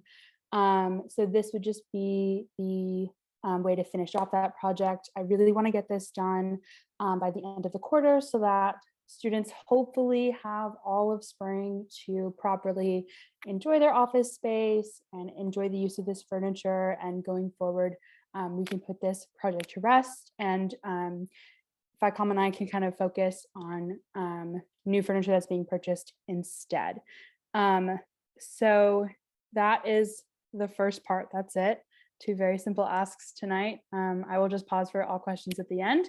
The second part is an ask for $1,800 for the stipends of my 3 committee members. My committee members work 5.5 hours a week.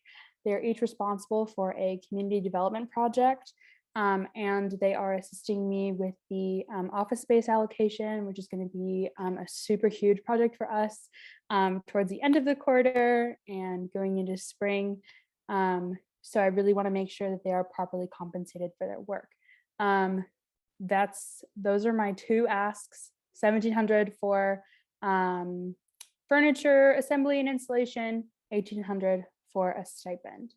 I will navigate back, and if anyone has any questions, I will take them.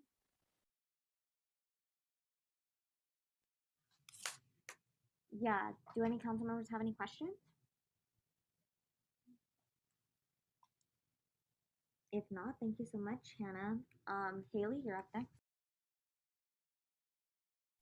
Cool. Can you guys hear me through Zoom? I just want to make sure. Okay, thank you.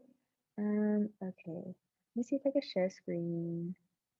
Or Fernando, are you able to share screen? I'm so sorry. Cool. Okay, yeah, I hyperlinked the presentation onto the agenda as well.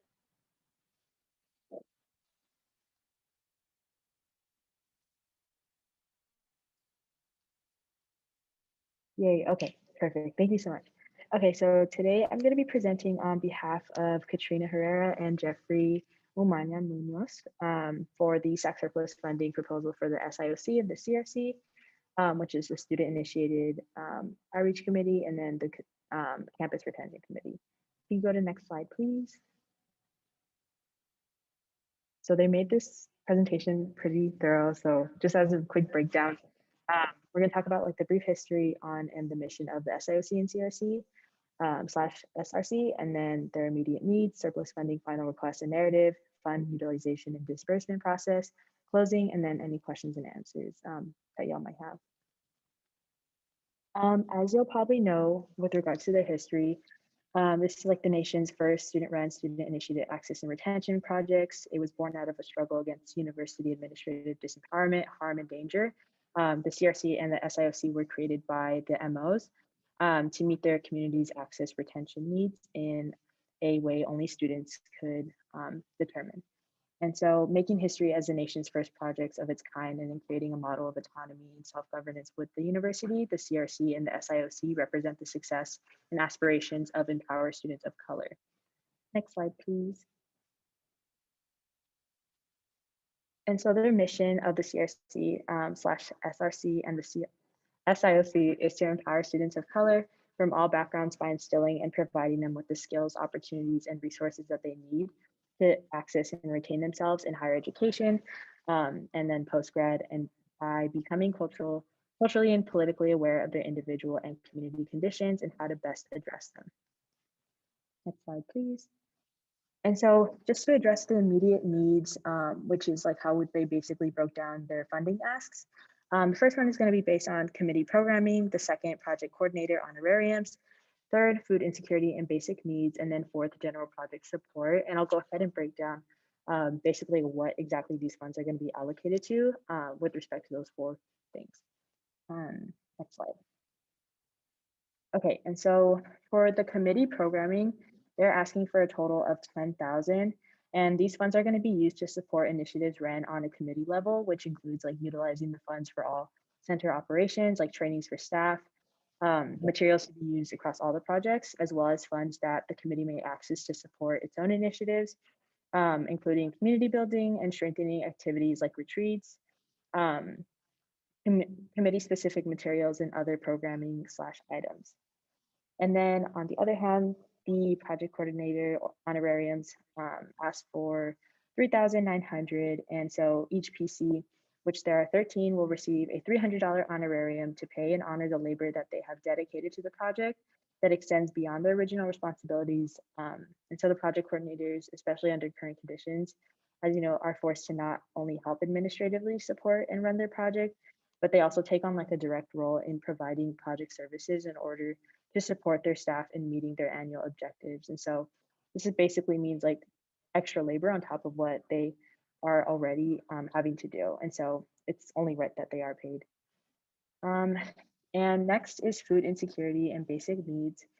And so they're asking for each project to be basically allocated 1.5K for food insecurity, which they can use to help support their services by providing them with foodstuffs, and the specific funding would raise their allocation to $2,000 per project. This is basically to ensure that in the middle of the pandemic that the projects have the funds to help alleviate the stressors of a lack of access to food and basic needs, not only for their service recipients, but their project students, staff, and other UCLA students, which like allows the projects to much more efficiently serve the community on campus and off campus, while also limiting the strain on other campus resources of this nature. And then lastly, $19,600 for general project support. As is typical with like funding bodies, the projects always end up with annual budget allocation that is less than what they have requested. And in years in which project operations are especially in high demand and or strain like right now, projects are in constant need of extra funds to be able to efficiently and effectively meet their goals. And so with this, every project would receive an equitable amount of funding, which is 9.8K divided by the 7 on the SIOC side and 9.8K divided by 6 on the CRC, that they would be able to support any of their budget items, which includes assistance, promotion, and advertisement, which are things that are currently underfunded. And so projects would be able to use this allocation however they best see fit, but it must go to a specific purpose and or service of the project. And this extra funding would put like the projects in a much better place to succeed overall. And yeah, and then so the total is 40,000. And then next slide. And just for the sake of transparency with regards to fund disbursement and utilization, they established some regulations and guidelines for transparency and accountability. So USAC shall allocate the funds to the SIOC and CRC housed in CPO with specific guidelines in order to ensure financial transparency and student empowerment and prevent administrative overstep. And so these guidelines are going to include the following 3, which is 1, a specific mandate that funds can only be utilized for the allocations made by the majority vote of the SIOC and the CRC. 2, the ordering of the CRC, the SIOC, and the CPO business office to produce twice quarterly itemized reports on fund utilization for the sake of transparency. And then 3, the mandate that all unused funds at the end of the academic school year shall be returned to the USAC, just based on like the rules of surplus. Next slide, please.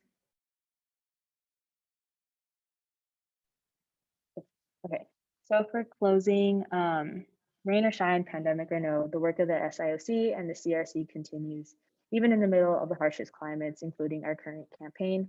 The SIOC and student-run projects continue to operate and serve the community. So now more than ever, it is the responsibility of us as USAC to uplift, defend, and invest in that work, as it does come under fire from the highest level of campus administration. As the authority from which we derive our power, we kindly ask the USAC to fund our proposal and continue to support the work by students, of students, for students. And that is the end of their presentation. So does anyone have any questions?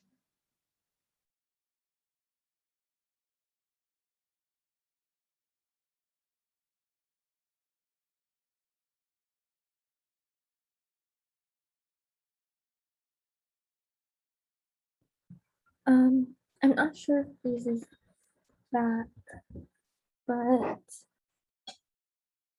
we can move on to the non-resident student support surplus proposal from Emily and Pasa.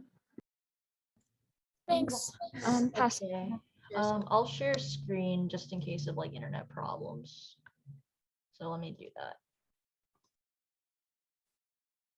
Can everyone see my screen? Great. Okay. Let me like expand the slide. Okay. Yeah, so here we're going to be proposing our surplus project for supporting non-resident students. This is kind of a follow-up to the presentation that Sakshi and Zoya showed us with the data regarding costs incurred by out-of-state students due to changes in COVID-19 policy.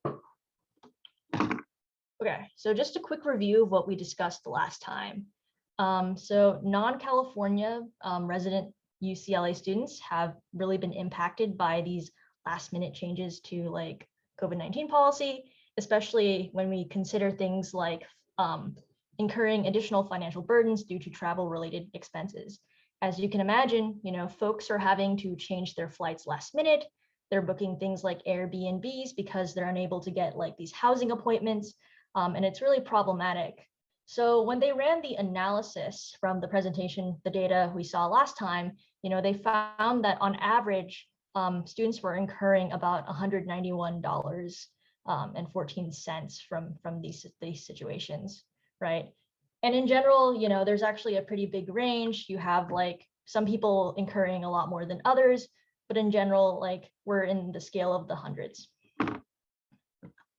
And yeah, again, I'll just reiterate, like, so what this would try to cover is if you're someone who was impacted by those last minute changes and you had to change your plane ticket, maybe, or you had to get lodging, hotels, Airbnbs, shuttles, or like baggage fees, this would help hopefully be able to assist you in that.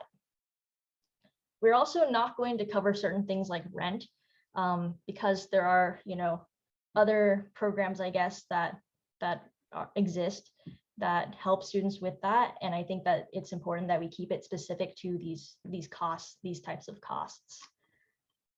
Emily, do you have anything to add? I don't think so. Just like that they're supposed to be due to like unexpected changes. Yeah. Probably move on to the next slide actually. Okay, so just like we want to explain how we came to these numbers. Essentially, right, like our estimates are that about 14.4% of students are from out of state. And also, you know, for international students, right, about 12% are, you know, come from out of country. So when we consider those proportions, because those are kind of our target populations for this funding grant, it's like about 12,700 students. And these are, you know, we're going to make like conservative assumptions, right? Like we're going to guess that maybe 20% of them experience these additional expenses. And we're going to try to make this a first come, first served basis. And the reason for that is because we want to try to make it so that students who are unable to fill out FAFSA So students who might be international students or undocumented students can also like access this. So, from those numbers, we kind of come up to about $30,000 in reimbursement funding. So that's going to be our ask to council, and we're going to cap it. So that means that if you're applying to this, right, the maximum that you can ask and get is going to be $200. Okay, so just on the execution, and please raise your hand if you have any questions as I'm talking. We're just going to donate the $30,000 to ECRT and financial aid, and then they can use their infrastructure to evaluate the student requests and asks, and then hopefully allocate and provide those funds to those students in a timely and appropriate manner. And we need to kind of draft our own agreement, like official agreement with ECRT financial aid, to make sure that there are really clear and consistent parameters across the board for the use of these funds. All right, so that kind of ends the presentation. Does anyone have any questions? Or Emily, do you have anything to add? I don't think I have anything to add, but if there's any questions, happy to answer.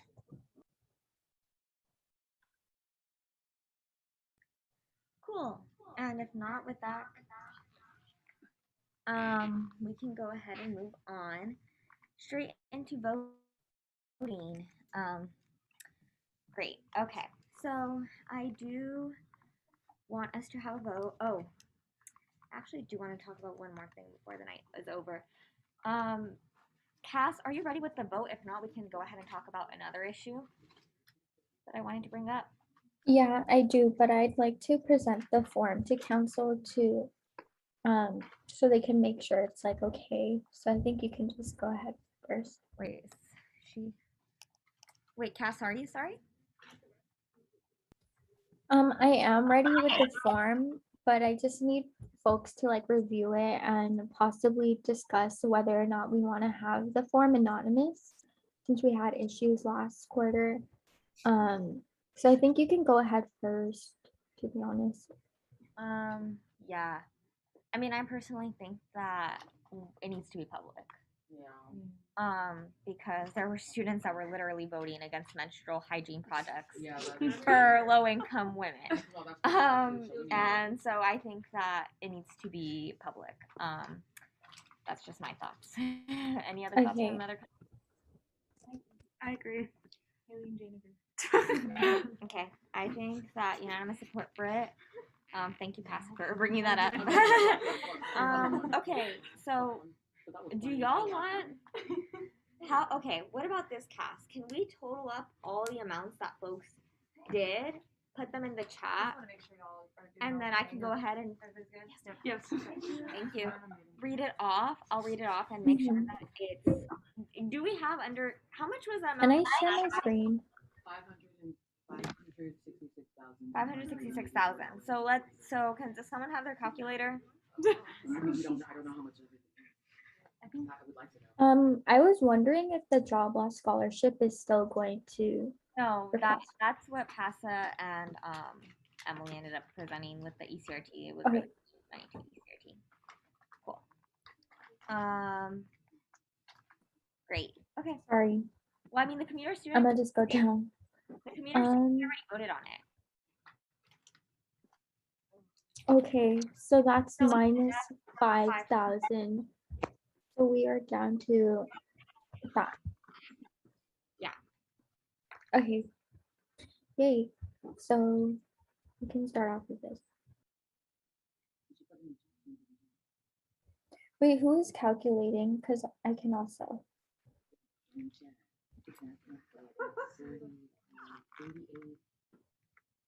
Is someone raising their hand? Oh yeah, I just had one thing I wanted to show or clarify. I don't necessarily have to show it, but in regards to the surplus, it is 566,284 is the exact amount. So I want to share that. And that's only if you all choose to, the other thing we'd have to vote on. Maybe I can share screen actually, if you don't mind. This might be easier to show. I just want to make sure everyone kind of has a full understanding. Oh, it's 561. Is something missing from here that was voted on last time? On here. And how much was that? 500, 5,000? Okay. Oh. I'm having challenges. Okay, there we go. I'm able to. Well, so let's minus 5. So 561, 284. It's hard for me. I can't enable when I'm sharing.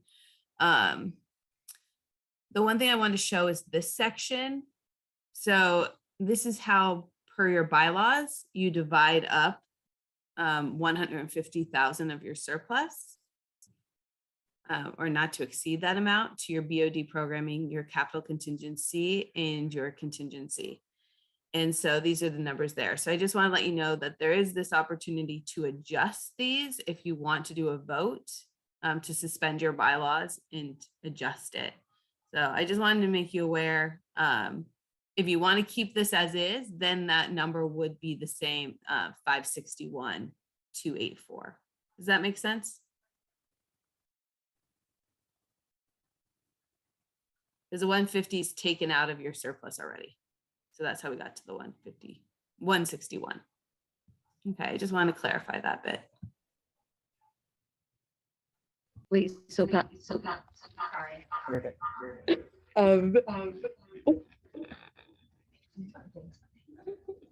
okay. So the 566 284 or the 561 284 number would be minus, it's already like the 150 is already taken out of that number. That's correct. So if the 150 wasn't taken out of that number, if the 150 wasn't taken out of that, it would be like 7,000 something or 700,000 something, essentially. Yes. Okay. All right. Thank you for letting me know. Yeah. Wait. Okay, let me. So in your, I can clarify a little bit. It seems like there's some questions. So, for example, in your bylaws, it says that you are supposed to allocate a portion of your surplus funds for BOD contingency, BOD, and capital contingency as laid out and directed in that way. So that's how we calculate your surplus panel. So I'm saying in some years you choose, we want to allocate more to those funding bodies. Sometimes there's, if you want to make adjustment, that is possible. So I just want to make sure you are aware of that. So.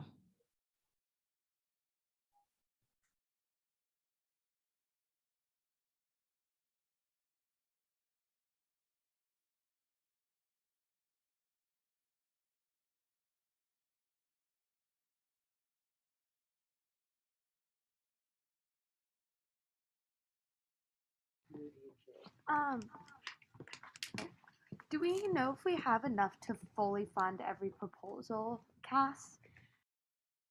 I think we do, but I thought we were gonna take a look at it again to make sure that the calculation is right. So that's why I was sharing my screen earlier. So we can continue that.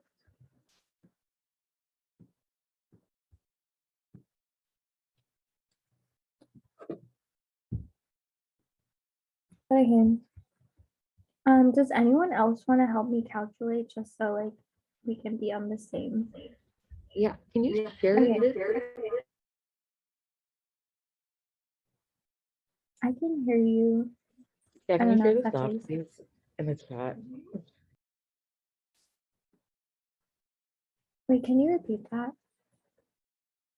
Can you share the doc? Because I don't think everyone can see all of the numbers to be able to calculate simultaneously with you. Yeah, I can share the form. Just please do not fill out the form yet.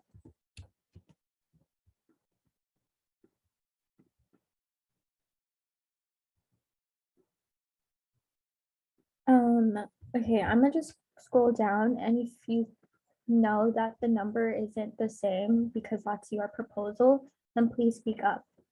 The thing. Okay. So the first one is 5,000. The second one is 40,000. 48,000, 230,000, 33, 600. I promise, are you following along? Cass, I got you too. I'm adding it up as we Oh, go. okay. Okay, thank you.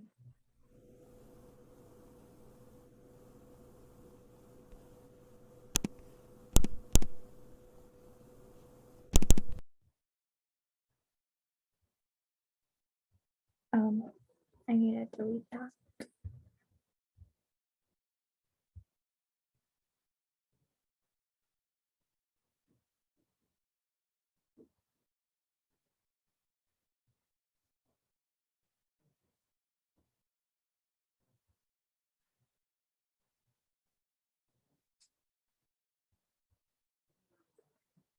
Okay, I got this number that's on the Google form.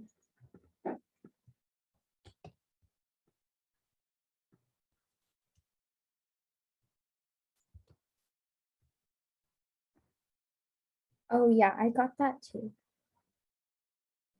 As did I.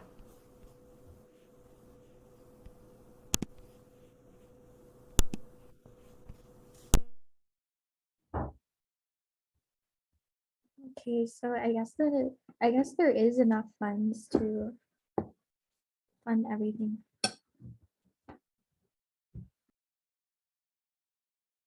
Can you repeat that, Cass?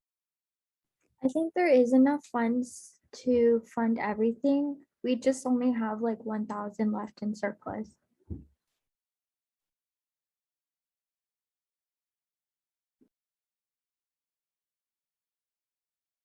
Also, just as a heads up, I saw like on the form that it said like OSAC and just like option 1. Oh yeah, I deleted that. Oh, Thank okay, you. cool. So I will say, I want to be very, very clear because we are within, I think, $40 or $50 of the full funding. We still need to do a formalized vote and to either say fully fund or not, if we choose to fully fund or not. But I want to be, before we even go to that vote, I want to make it crystal clear this is the last opportunity to verify that the numbers that Cass has in that form are accurate. Because once we vote, if they are inaccurate, the vote will stand. So last opportunity to speak up before we move forward with the vote. And then I'm going to pass it back to Cass. She'll take questions. Okay.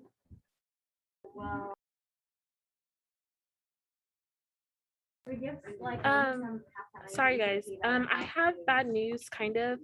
SWC requested 20,000 for our basic needs care packages, not 15,631, and I know that throws us off a bit, but yeah.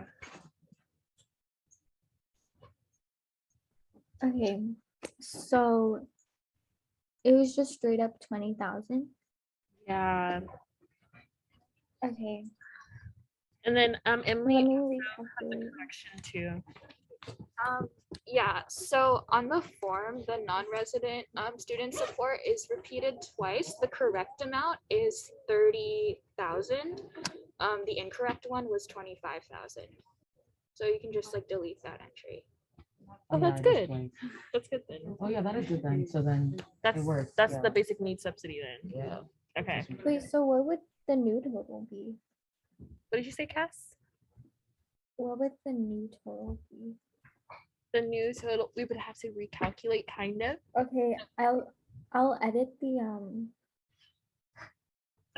Yeah, I think we're just gonna. Okay, I'm gonna just redo the entire thing just to be safe. Okay, so basic needs was 20,000 instead. Like, I'm about to put in this spreadsheet myself. Like, Yeah. at this point.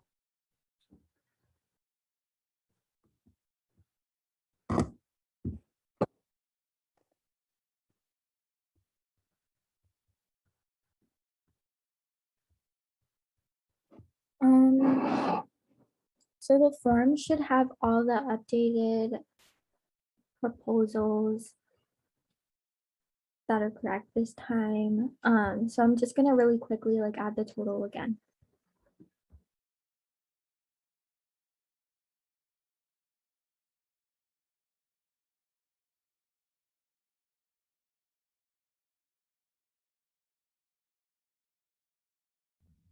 I guess in the meeting. Sorry.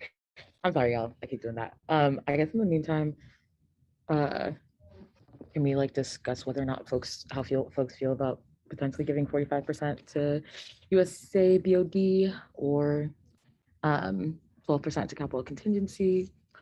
So like the 67,500 to BOD or the 18,000 to capital contingency or the 64,500. You have thoughts?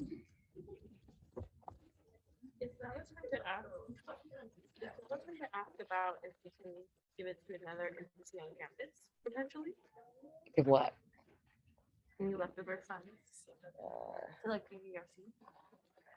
Yeah, so I did want to bring this forth. Given the fact that we are literally in a building because we are protesting that admin isn't providing funds, I think we should set a good example for admin. And I really think in our meeting on Friday, I really want to ask admin to match the amount that we're giving to the BBRC. So how do folks feel about giving more amount to the BBRC? And admin should at least match it, at the very least, because we're literally giving funds to it when it's their responsibility.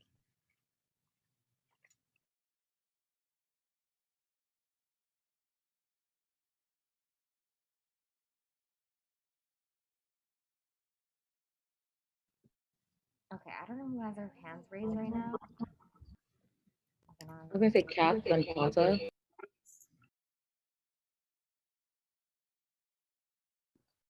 The new total that I got was 540,600, but I'm going to share it with Patty right now. And did anyone else recalculate? Okay, let me share the one with you, Patty.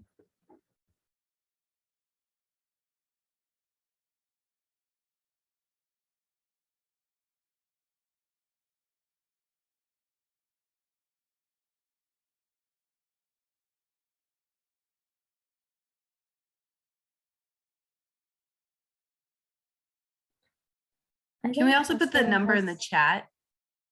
Because I couldn't hear I didn't hear the details.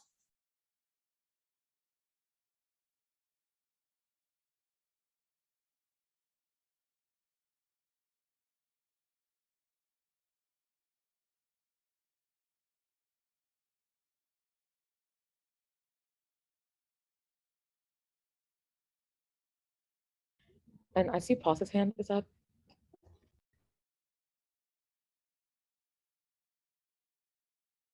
Paul, you can go ahead. Okay, yeah, I was just trying to follow like Robert's rules of order and have, wait till I'm given the floor. But yeah, thank you. No, I was just going to say that it'd be really reasonable to increase the amount that we give to the BBRC, because I noticed that I remember that in Angie's like initial proposal, about 30,000 is allocated to mental health resources. And at least in my head, in terms of scale, right, it would be very reasonable to give them more so that they can allocate more for mental health resources and whatever else they may need. But yeah.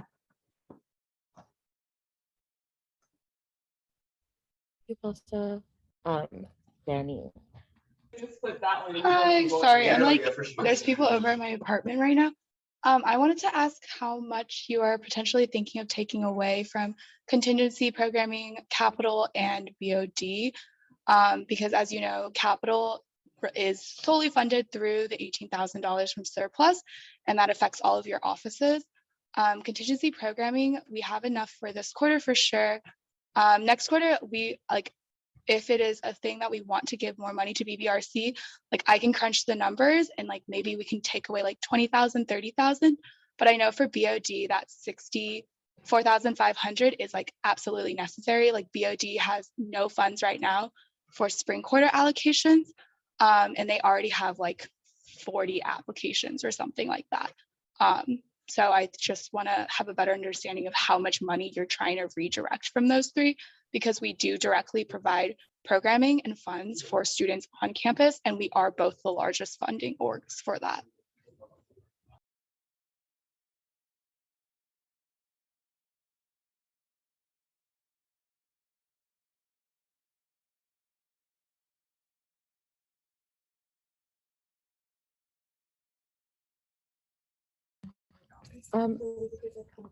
Thank you, Jenny. You definitely bring up good points. I guess I wanted to quickly ask, how does BOD not have any funds? And like, how much did it start out with during the year? And I don't know if like you would know that, or if like Patty or Yeah, could give some. I can let you know. So basically what happens with BOD is like they're allocated probably $128,000 at the beginning of the year. And because they expect to get like whatever amount from surplus, that like for fall and winter quarters, like that $128,000 was basically completely allocated out. So right now I think BOD maybe has around 30,000. Like I can, or actually let me check the budget report right now. I can always ask Kayla, but it's one of those things of BOD operates on under the assumption that like they will receive more funding, and because they have a lot of groups asking for like funds of like up to like 20,000, 30,000, 40,000, like they typically just allocate more out in general. So each cycle they like allocate out around 60,000 if you go back into BOD's past allocations.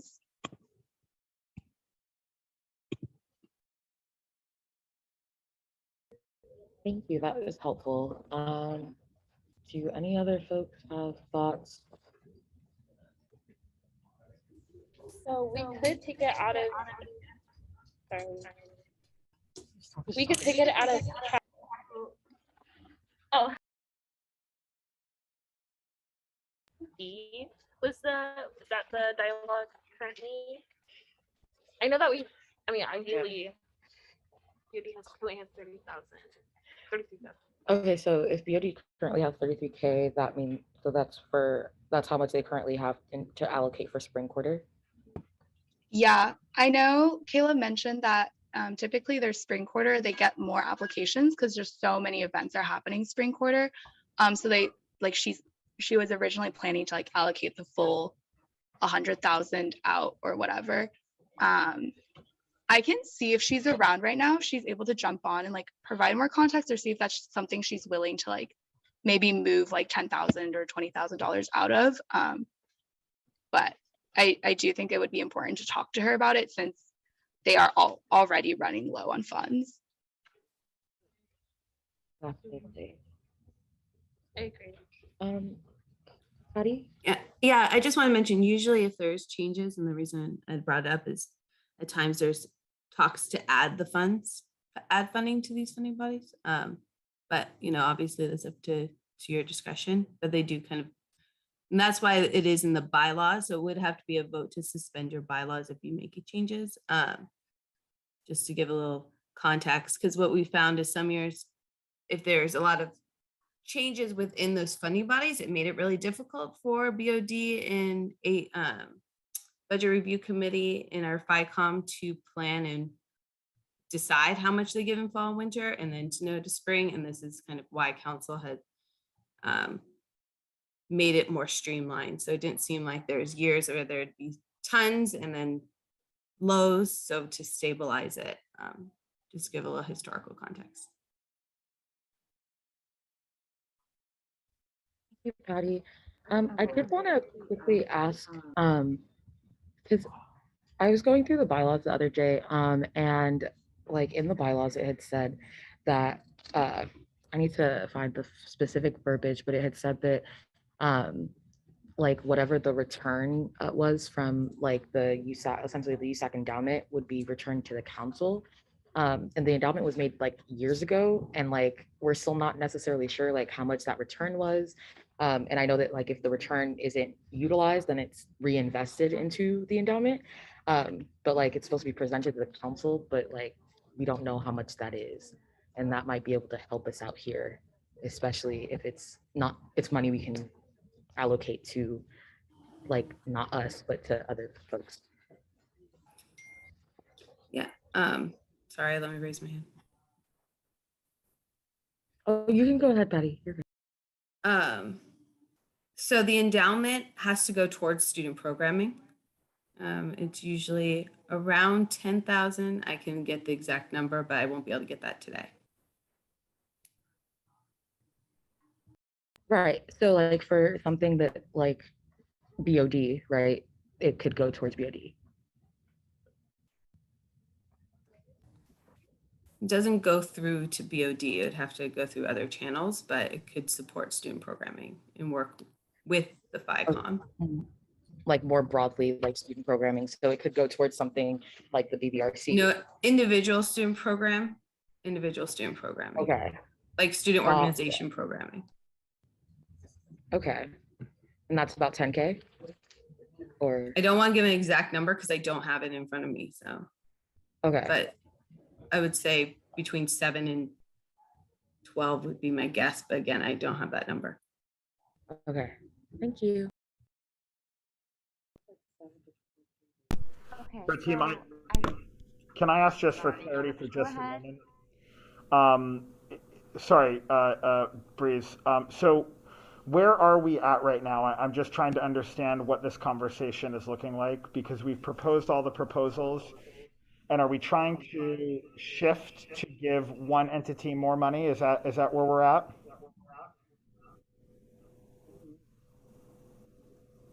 Yeah, okay. I think that we need to start facilitating this conversation a bit better. Can we have a public vote for every item then? And like that way we can get this moving along? Yeah, if we do that, Is that cool? then, yeah, Okay. if we do that, then what? Cass, will you go ahead and drop everything in the chat, and I will go ahead and read each one off one by one. You want me to send the Google form in the chat? Yes, please. Okay, here you go. No, we're not reading it on the Google form. It'll be public.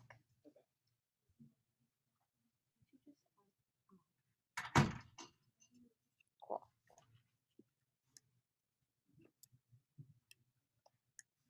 Okay.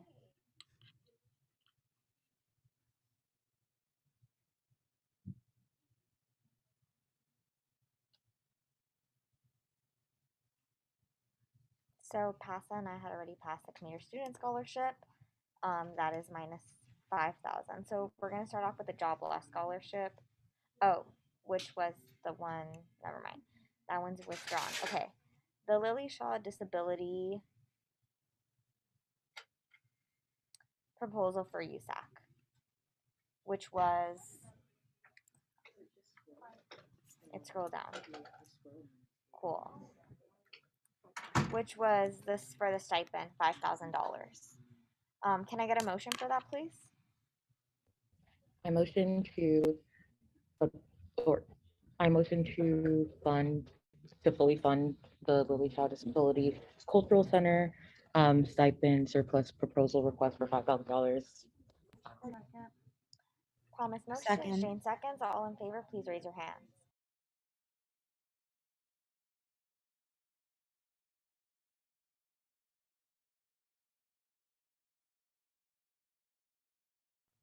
And Jane is voting yes. So by a vote of 12 to 0 to 0, the motion passes and $5,000 are approved for the Lily Shaw Disability Center stipend. Great. Moving on to the Emergency Funding Scholarship for former foster youth at UCLA impacted by COVID-19 for $40,000. Can I get a motion, please? I move it to. I motion to fully fund the emergency funding scholarship for former foster youth at UCLA impacted by COVID-19 for $40,000. Can I get a second? Angie motions, Jane seconds. All in favor, please raise your hand. And I will be raising Jane's hand.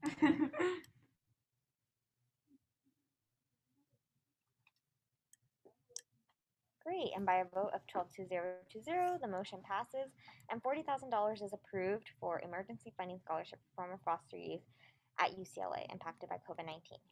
Moving on to the Student Union event for $48,000. Can I get a motion, please?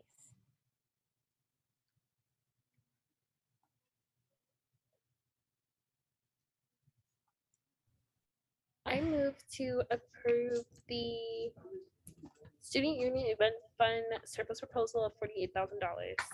Can I get a second? I second. Tay motion, Sarah seconds. All in favor, please raise your hands.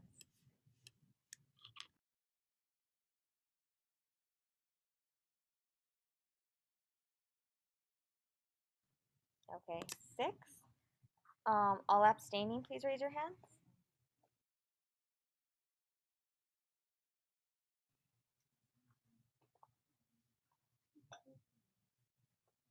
All against, please raise your hands.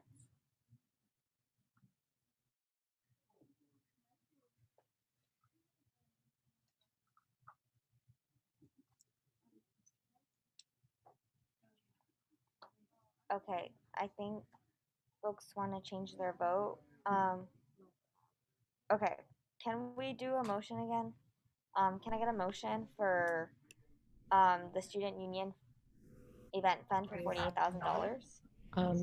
Yeah, so I think for me, I would feel more comfortable like voting to allocate for low, like for not $48,000. Um, I don't know, like I don't necessarily feel like that. No, it just doesn't sit right with my spirit entirely. And I feel like others could probably explain a bit better, but I feel like 48,000 for SUF at this time is not necessarily appropriate, all things considered. And I think like not the full 48K.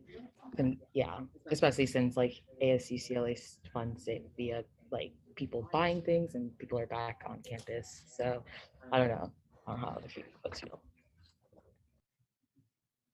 Okay, can I hear like maybe other council members' thoughts? Carl and Yeah, I had my hand raised. So yeah, I'm sorry it doesn't sit right with your spirit. I'll just kind of remind you, I did this proposal last week, so I know it's probably not super fresh in everyone's mind. So this proposal, obviously, as we talked about, is because the Student Union Event Fund is running out of money, and the deficit that they're sitting at currently is 60,000. And so we did 48,000 because obviously students will be going back on campus soon, so they'll be able to make up some of that money, but they're still missing that. I want to remind you that this money is for student organizations, and there's been over 1,000 requests. So these are, we're giving this money back to students who pay student fees. And we're not even giving the full deficit. We're giving 40. Well, I'm not requesting the full deficit. I'm requesting 48,000, and this is based off of a full year of school, which we haven't had in a while. So, that's what that was my thinking with this proposal, and we have enough money to do this, and so I don't see why. But at the end of the day, it's fine. Whatever can help. With the Student Union Event Fund, so we can give money back to the students, that's fine. But obviously I'll be kind of, giving some transparency to the students and letting them know why, if money runs out for some reason in spring, I'll be letting them know, why that's the case. So yeah.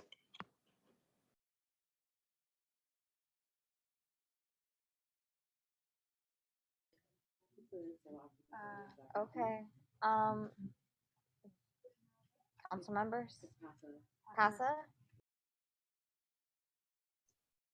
Yeah, so, I really thought about this one because I do see that it's really important for us as council to support, obviously student organizations and students being able to do what they want to do at UCLA.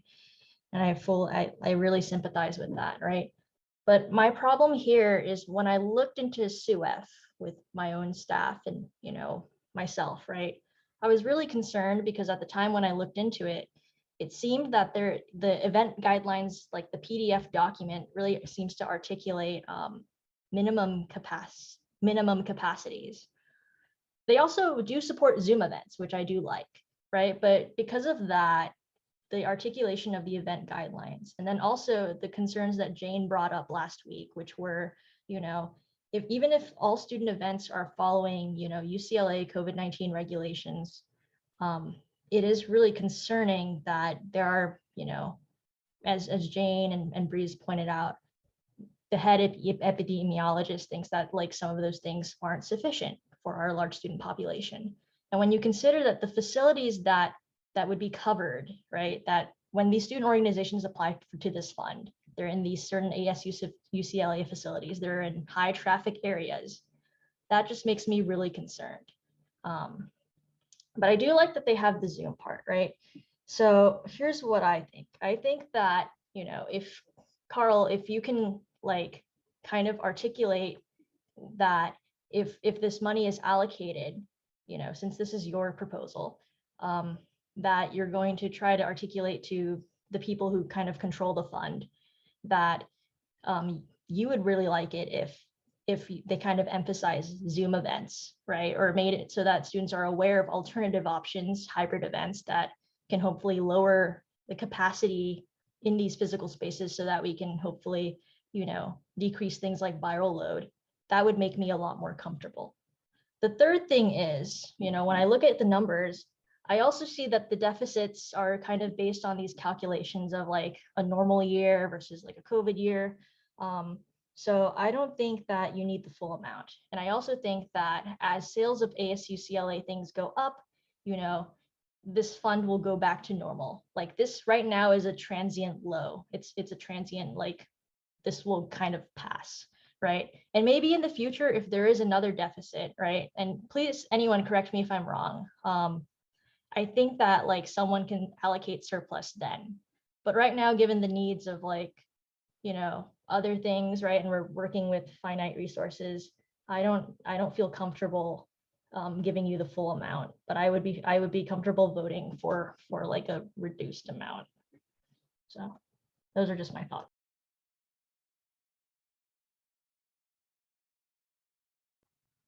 Okay, Promise, then Emily, then Cass. Or Carl, I don't know, did you want to respond to PASA or?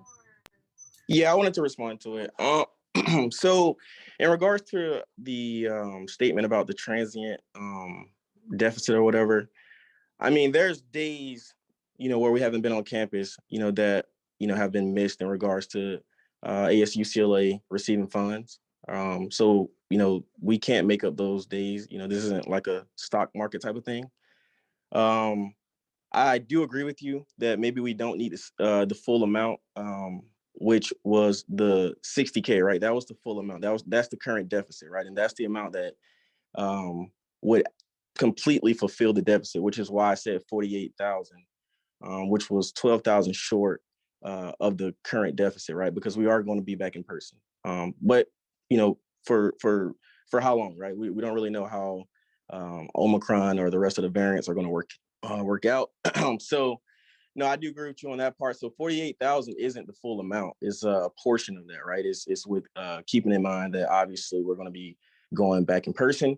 I also want to state that, we're working with the director of this fund, and we've already spoken with her. And if for some reason the entirety of this fund isn't used to 48,000, it will go back to USAC. It won't just, sit in or go anywhere else crazy. And so, as I stated before, any amount is fine, but I do want to, remind that there was a plus thousand requests for this.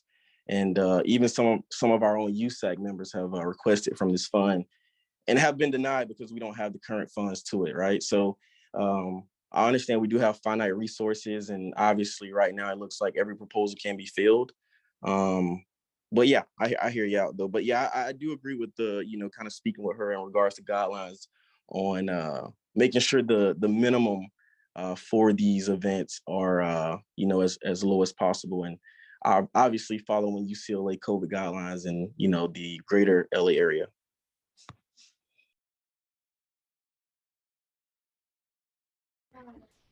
Yeah, thank you, Carl.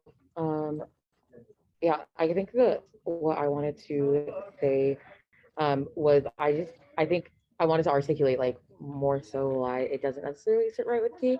I genuinely just don't think that it's necessarily like the students like like responsibility to make up for that deficit. And like I don't know, like, and I want to put money towards like SUF, like as in a programming org as well, who like utilizes ASU CLA spaces. Like I completely understand and like I get that, but I also like don't think that like we should fully allocate $48,000 because of a deficit that isn't necessarily the student's responsibility to make up for. So I think like that's my biggest thing and why I don't want to put like $48,000 worth of student fees towards that. Um, so yeah, and I think definitely like making sure that students can still like get some funds, but I don't know, I feel like the funds could be utilized elsewhere better. So.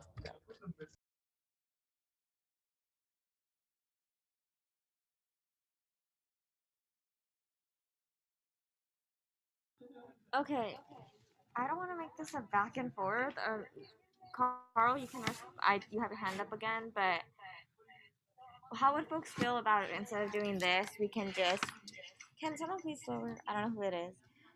Can we please like talk about maybe reducing the amount because I think Hey, or Breeze. adjusting. I'm not sure because I don't want like Carl to also not get any funds towards his initiative, given that we do have funds. So I don't know if folks want to do some sort of compromise. Breeze, can I just jump in real quick? I just need to point out that Can folks maybe throw out a number that they would be comfortable with? Breeze, can you hear me? Can everyone hear me? I feel like maybe we could discuss doing something like 15 to 18K for this proposal. Oh wait. Sorry, Josh. Hey, I'm sorry. I think there's a bit of a delay. I just want to point out, like, and so I know that we were in the middle of the vote, and I'm just going to go back to the Roberts rules for just a moment. We called a vote on this, and the vote was 6 people voted in favor, 5 people voted against, and so that would be I'm just going by the vote. Then that would be a 6 to 5 to 0 vote, meaning that it passed. And I know that we had now we're having discussion, which is not really how Robert's Rules works. So I know that people may want to change the vote after the fact, but I want to remind folks that if you don't agree with the amount, you vote with your vote, and people have voted at this point for that amount. So I'm not for it. I'm not against it. I'm just showing you kind of the vote has taken place at this point. Yeah, go ahead. I'm so sorry. I was in another room when I voted and there was a lag on my computer. So full transparency, I had made a mistake on my vote. And this is the challenge when we go to voting. Again, the public is watching. And so I just want to be very clear on this that, there are people that definitely want this to pass. And as the advisor, I just will need to make sure that we're clear on this, that I wanted to make sure that the amounts were correct. And then when we vote, the votes have to be correct. So we're in a bit of a pass hold here because we had the vote and now we're stopping the vote. So I just want to point that out. We can recall the vote and do a new vote, but I have to just point that out that once we pull a vote, it does stand as is. So Breeze, I'm going to pass it over to you. Yeah. Yeah. As of now, I mean, I think that we did do a vote in that case, right? I know that Haley had said that she didn't mean to vote like that, but given that we do want to make sure, as Josh said, to be fair, I will be moving forward. So the motion passes. 48,000 is approved for SUA. Moving on to the BBRC, a surplus proposal for 230,000. Can I get a motion? Breeze, sorry, Breeze. Before the motion, you can ask if there's any points of discussion, and I think that will also help. And that's usually, and then if there's no points of discussion, then you can move into the vote. You can make the motion, then ask if there's discussion, then move into the vote. And I think that might. Okay, I'm really confused now because I thought that Josh just said that I made a motion. Oh, no, sorry. You're right. Make a motion and then ask if there's discussion. Yep, motion, and then before the second. Motion, second, motion, discussion, and then we second, and if there's no discussion, we can vote. Okay, can I get a motion for the BBRC, please? I move to fully allocate 230,000 to the BBRC. Any discussion? Yeah, were we going to increase this? Sorry, I was supposed to raise my hand. I mean, we can't because, yeah, I think that the idea was some folks had wanted to get funding from SUF to move it to the BBRC. But I don't think that our funding allows for that anymore. Okay, so the numbers don't work out. Oh, I see. Okay. Yeah. Yeah, so can I get a motion, please? Or if there's no opposition to this, can I get a second? A second. Pass the motions. Tay seconds. All in favor, please raise your hand.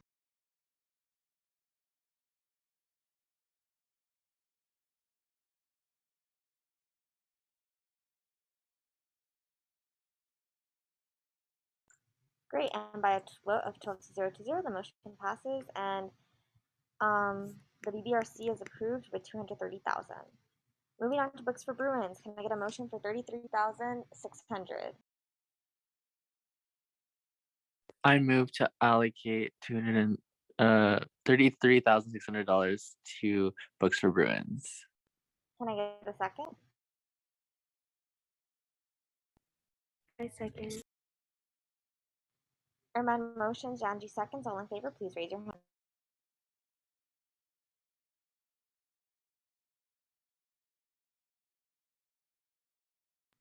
Great, and by a vote of 12 to 0 to 0, the motion passes, and 33,600 is approved for books for Bruins.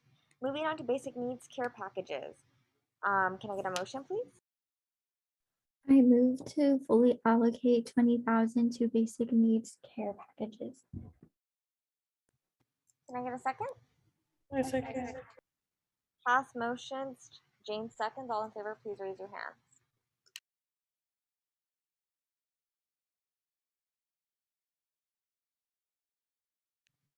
Great, and by a vote of 12 to 0 to 0, the motion passes. Basic needs care packages are approved. Moving on to capital contingency for computers. Can I get a motion, please?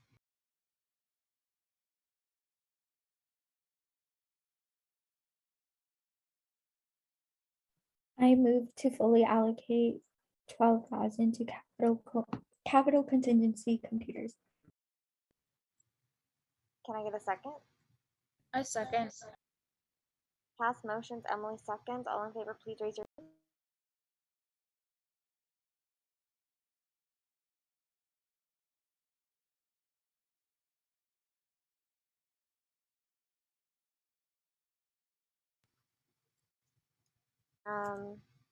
I only see 11 hands.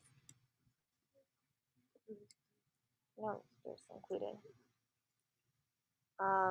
Okay, all those abstaining?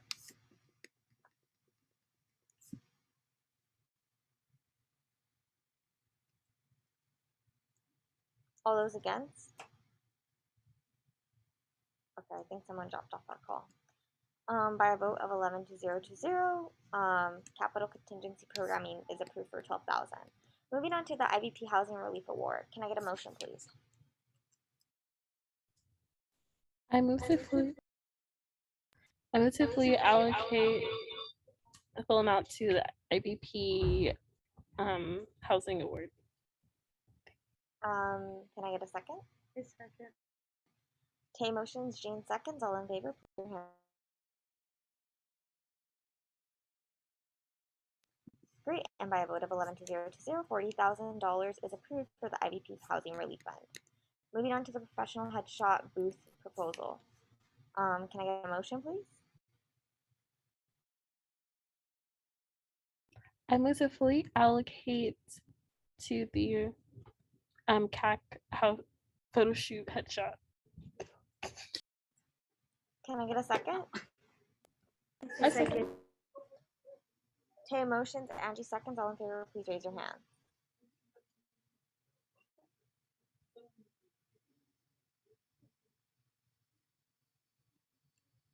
Great, and by a vote of 11 to 0 to 0, the motion passes and the headshot initiative by CAC is approved. Moving on to the community fund for $2,500. Can I get a motion, please?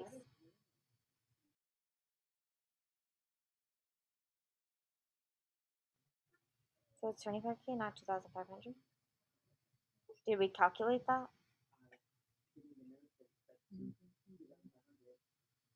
Okay.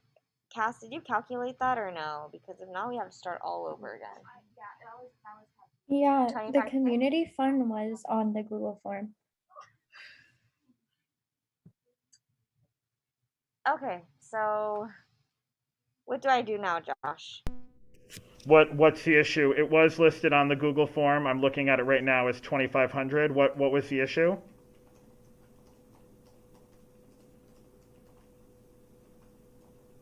It was included in the total. It's 25,000. Oh, it's 25,000. Yeah. Oh Lord. Okay. So can we recall all of the votes and start over? Please? Actually, I think we still might be okay. Hold on. Let me share. Which one's 25,000? The community fund. It's listed Okay. as 2,500. Sure. Okay, so there's a small short.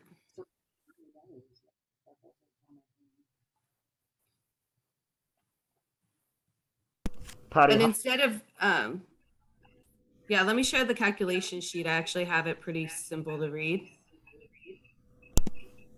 If that's helpful. So these are all the items that I copied from the sheet. Correct. I updated this to 25 for the community fund, bringing the total to 1,815.37. What I would recommend, instead of having to recall and do all new votes, is this could be, if you want to, you know, do a small reduce to cover that deficit. It's something to consider, maybe from, you know, if you want from capital, or that's another option.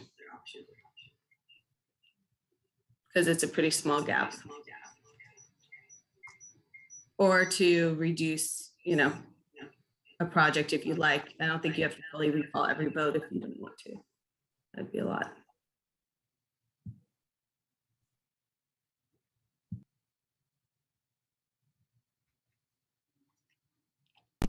So Patty, what I'm hearing is we can move forward, and we would just have to, we would just have to take that $2,000 out of another. Where would that $2,000 come from? I know it's under $2,000.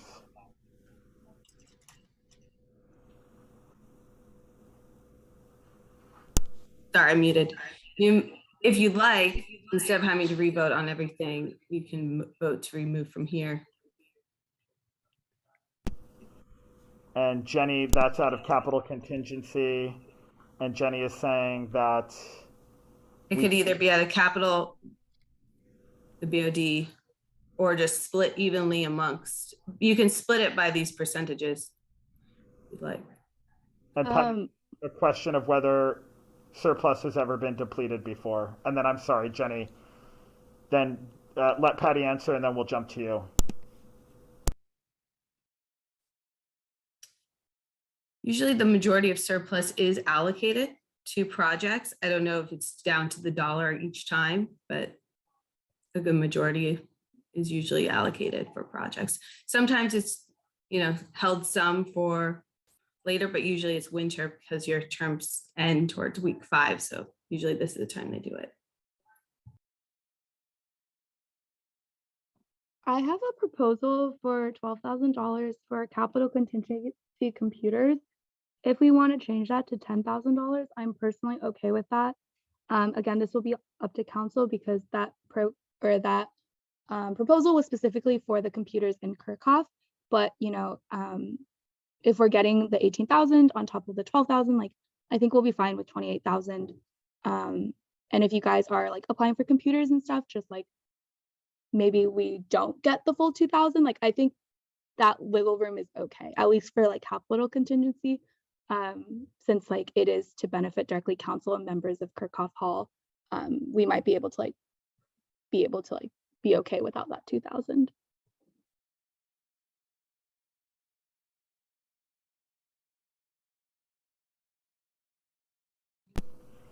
Okay, council members? If that's what we want to move forward for, then what we would do is we would have to just recall that one vote and then re-vote on the capital contingency computers at 10,000 rather than 12,000. And then we can move forward with the community fund of 25,000.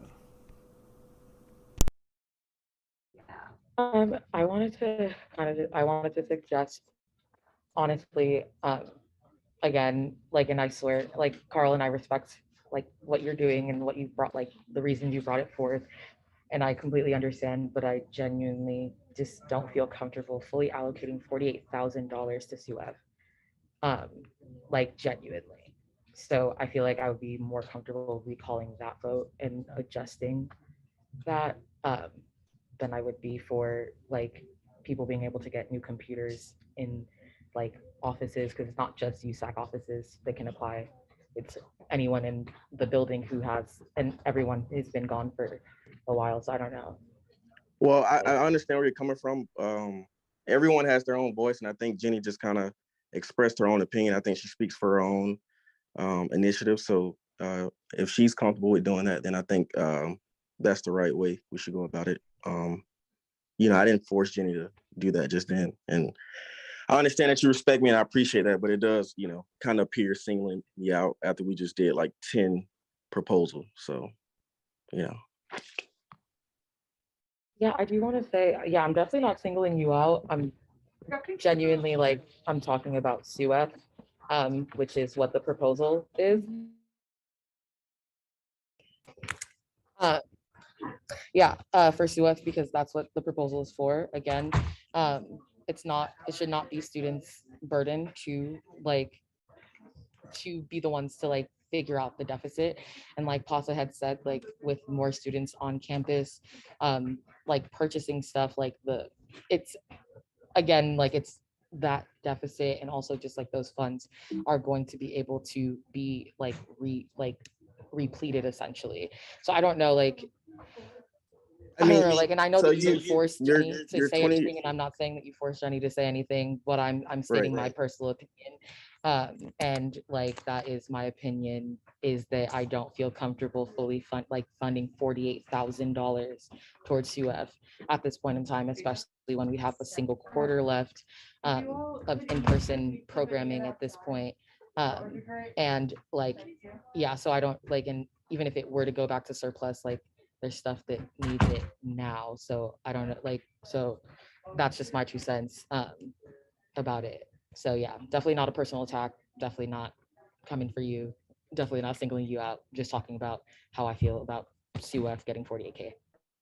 Okay, that's cool. Respect your opinion. I think the current conversation at hand was there was a deficit of 1,800, and we just figured out a way to solve that. And I think the proposal, which was 2,500 at first, and now it's magically 25,000. I think that's still going to get funded, and the deficit was 1,800, so now that's covered because Jenny, who speaks for her own office, stated that she'd take a decrease of 2,000. So I think it's currently worked out. Like I say, I'm sorry that your spirit isn't into my initiative. I wish we could have probably talked about this a little bit more, maybe partnered together and did something. But as I stated before, I mean, you said that, it's not the burden of the students, and I think you're correct, and the students who, go and spend money at ASUCLA,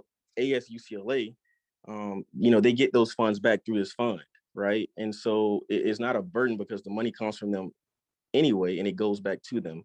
And since we're talking about student fees right now, right, because this is where this money is coming from, it should go back to them. And I want to just reiterate, 1,000+ requests have been made for this fund, and so I just don't even know why we're still discussing this if the deficit was 1,800 and we just figured out a way to solve that, right? So yeah. Yeah, if I could step in, sorry. Yeah, just because I was the one who made the mistake on the voting, yes, I think like regardless of like the deficit or the total being like fixed, I personally still do not feel comfortable with allocating like the full 48,000. Again, because of the same reasons like Promise has stated, nothing like personal. It's just like we are still in an emergency state of COVID, and I just don't think that in-person programming, like necessarily like programming like that is the priority. I think there's a lot of different ways that the funds could potentially be used. But yeah, personally, I don't feel comfortable with moving forward with the full 48,000 being allocated to Student Union's event fund. And I don't necessarily know how like the recall would work. Do we need the approval of like the person who, is it just motion or?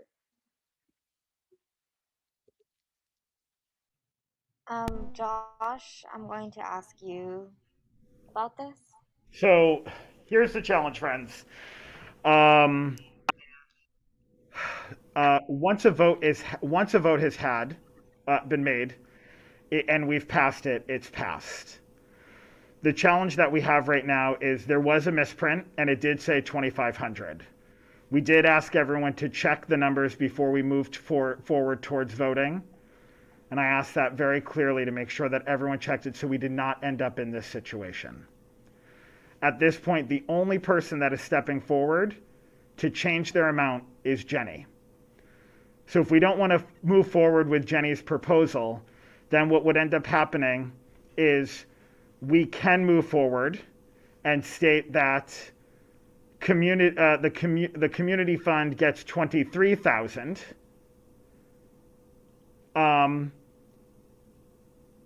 Or we move forward with Jenny's proposal, revote on that one, move that back from 12,000 back to 10,000, and then we can fully fund the community vote.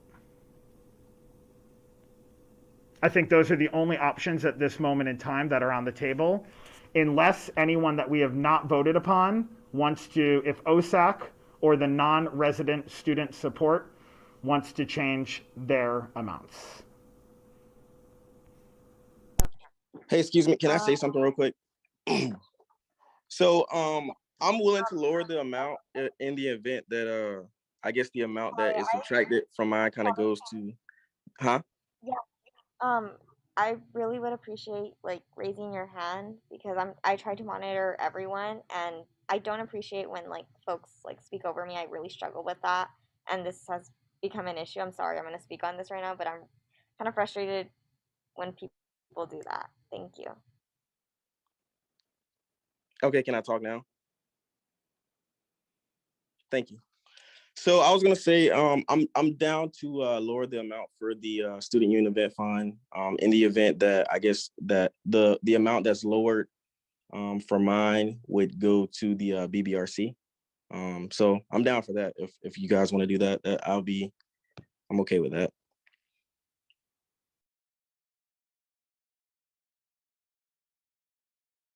So just to be clear, you don't want the 2,000, if it were to be whatever would be lowered from yours, to go towards paying student leaders, like being able to stipend student leaders, like student leaders of color, just to be clear on record. You can go ahead. It was directed to you.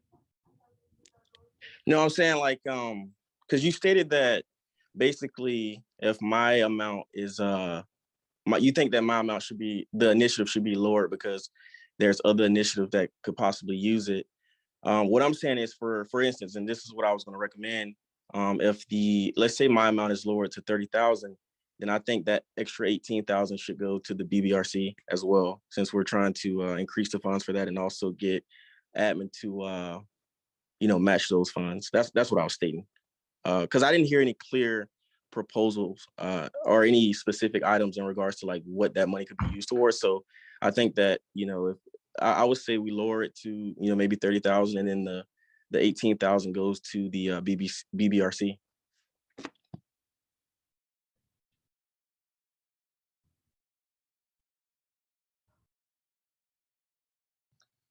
Okay, we also already voted on the BBRC, so I think the same rule applies, unfortunately.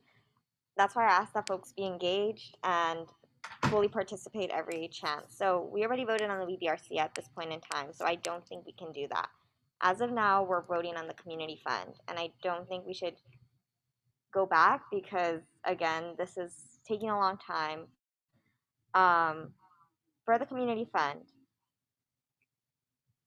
that is where we're at right now. So what is going on? I'm sorry.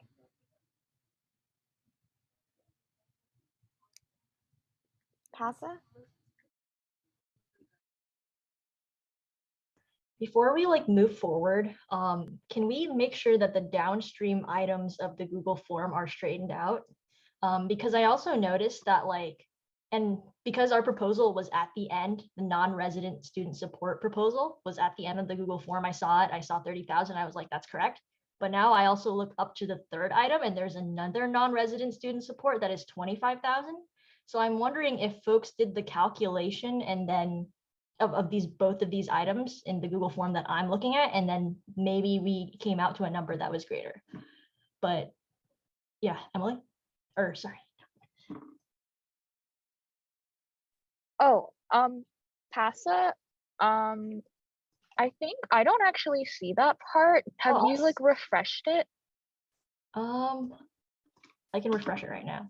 Yeah, because when I totaled it, that number was not on the form anymore after I refreshed it.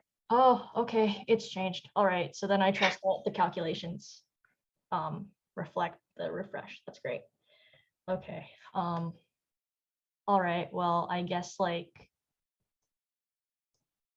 Emily, I don't know if you'd be willing to consider cutting our program, but maybe that's something to think about if we want to make sure people are covered. No. We're not cutting that. That is literally to fund students. PASA, Emily, do not cut that fund. Please do not. Okay. All right. I mean, I really don't want to, but if it comes to it and we have to maintain fiscal responsibility and keep the numbers balanced. Yeah. No, it's not maintaining fiscal responsibility because that is literally a student need. We're talking about basic needs right now, folks. Yeah. Please. Thank you so much.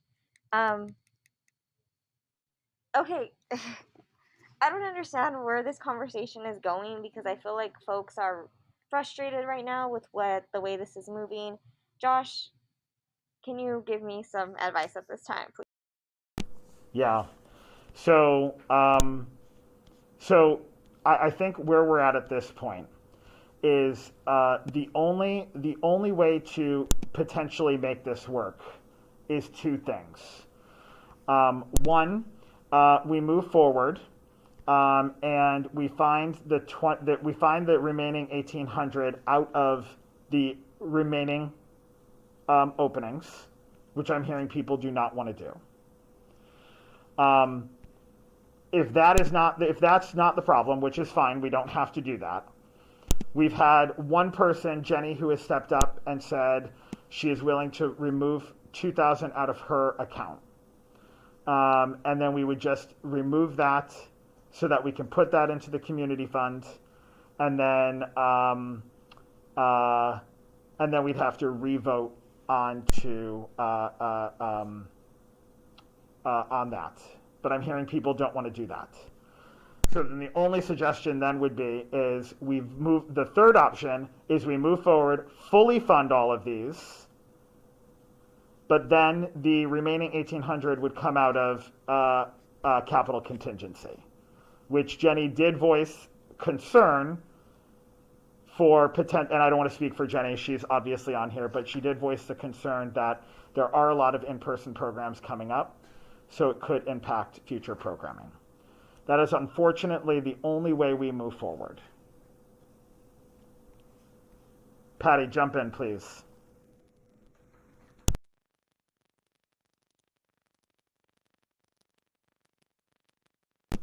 Patty, I'm not too sure if you're speaking, but we can't hear you.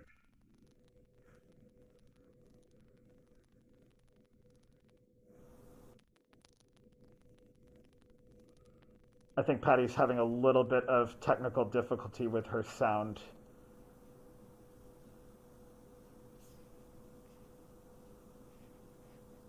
Patty, maybe you can put it in the chat and I'll go ahead and read it out.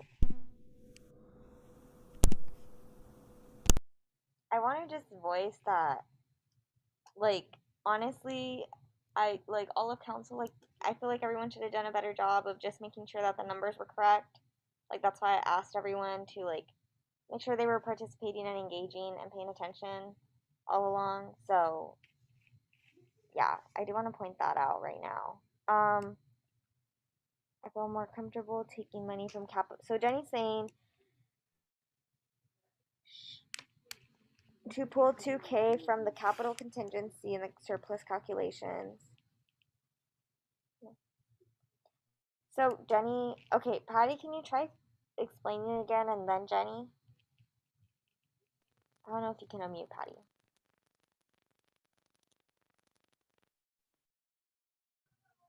We can't hear you. Okay, shoot. Oh, there, you're good. You're good. Patty, we hear you. Sorry, you heard me say shoot. Oh, okay. So, yes, I actually think this is actually the easiest way to do it. So, as Jenny had mentioned, she can reduce by 2,000. I would just reduce by 2,000 here because we haven't voted on this capital surplus remaining calculations. It seemed like we were keeping it all the same, but that's another way that we could do this. Is just vote to reduce the capital contingency from your distribution calculation by 2,000. And that's just a vote and not having to do any other changes from what we've already done. And it serves the same purpose. Does that make sense? Breeze, I know Jenny has her hands up. Can we just get your input on that as well? Yeah, no, I think Patty said it perfectly, honestly. Like, ultimately, at the end of the day, whether we take money from the 18,000 or the 12,000, it will go into the same fund. And I'm okay with that. Also, I don't know if this will make anyone feel better, but if we have leftover money from contingency programming, which we don't always, but sometimes we can transfer that to capital contingency if there is an urgent need. So that's just something like that I'll assess as chair if the time comes and seeing what the allocations are. So yeah, if that works, like I am definitely more comfortable taking money from capital contingency just because we do fund less offices and less groups than contingency programming. So then, Breeze, if everyone is in agreement, then we move forward with voting on the last 4 funding sources, and then the remainder would come out of capital contingency programming. Okay. Is everyone okay with that? Can I get a motion, please? I moved to, would it be to fully fund community? No, bro, we're talking about Jenny right now. I thought he said vote on 4 of them first. Josh. Okay, I moved to fully fund community with $25,000. Can I get a second? I second. Jane motions, Angie seconds. All in favor, please raise your hands. Great, and by a vote of 11 to 0 to 0, the motion passes and community fund is fully funded. Great. And then we have to, okay. Josh, wait, I'm confused. What happens next after this? We're gonna keep going down the list. We're gonna go to SIOC, OSAC, and then OSAC, and then the non-resident. And then Patty, do we have to vote in contingency tonight as well?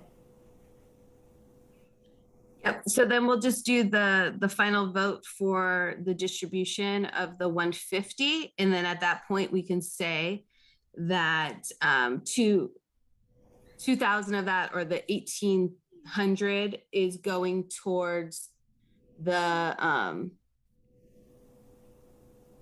last project we vote on that's going to be short a little bit. So it looks like, because we didn't say that in the allocation for this one we just did, so we'll just say that for the last project that we can add that to the vote, or on any of these, let's add to the actual vote. So even, let's say maybe in our next one, that, let's get that exact amount though, is 1,800 will be funded from capital contingency, and the remainder will be funded from surplus. And you can just have that all in the vote. And then at the end, we'll do a final vote of the budget distribution of that 150, that remainder.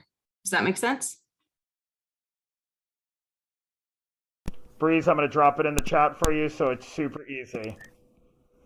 Okay. Yeah, so I would just, in the next vote, include that capital funding. So it says surplus for this amount, capital contingency for this amount. Patty, the way I dropped it, does that help? Can I get a motion to fully fund Yes. and CRC surplus for 40,000, with 1,800 coming out of contingency?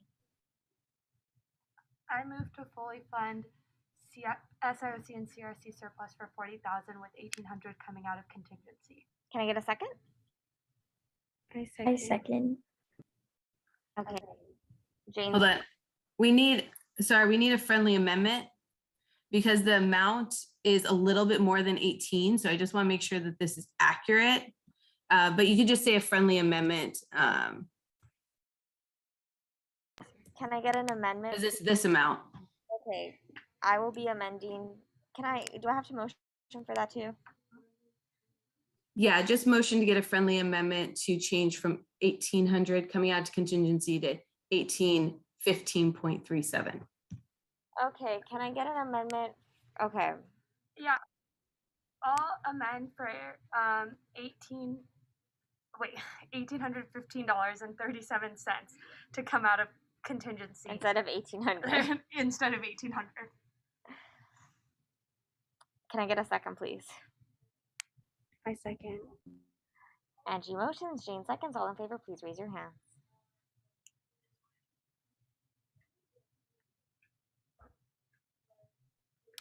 By a vote of 11-0-0, the motion passes, and that is amended. Please. Can I get a motion for OSAC, please? OSAC proposal of 3,500. I move to fully fund the OSAC proposal of 3,500. Can I get a second? I second. Jane motions, Angie seconds. All in favor, please raise your hands.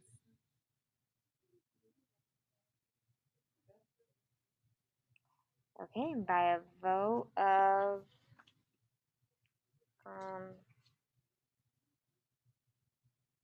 prom.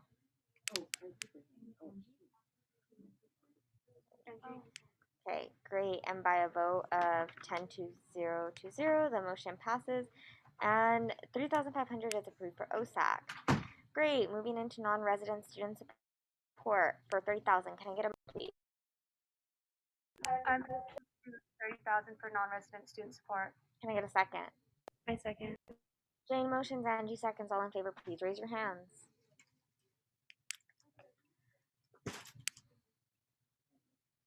Okay, and by a vote of 10-0-0, the motion passes, and non-resident student support is approved for $30,000. Great, folks.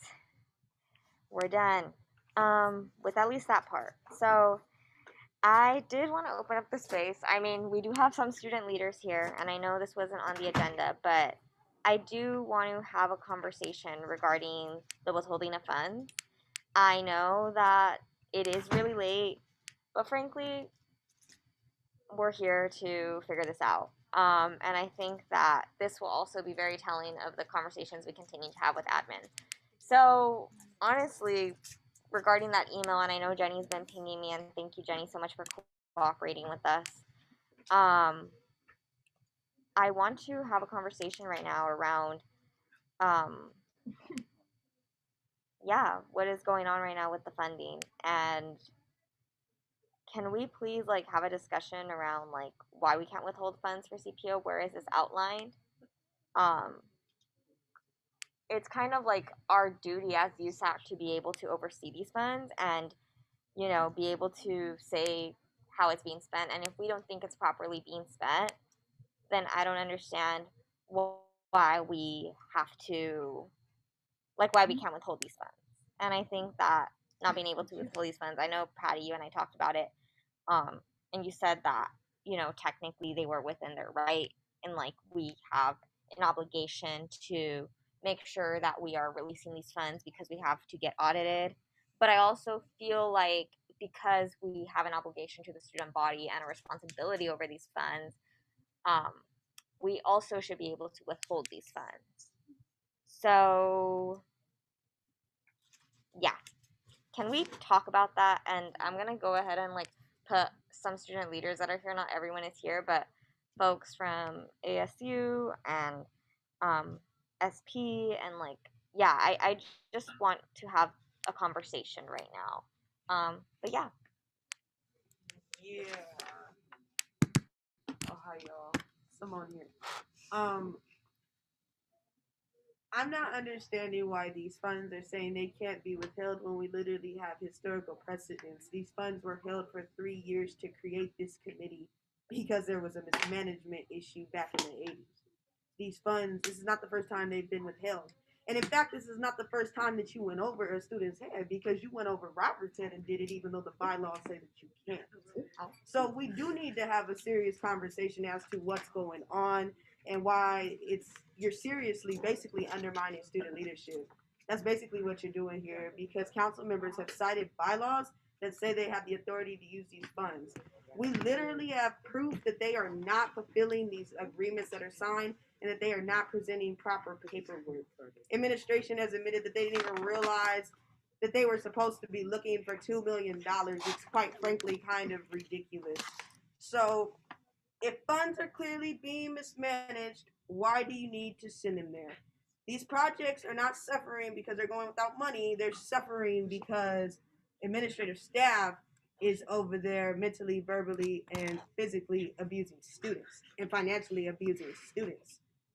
So, you know, I'm going to pass it to some other people, but I really don't think those funds need to go to CPO, especially when you have committee representatives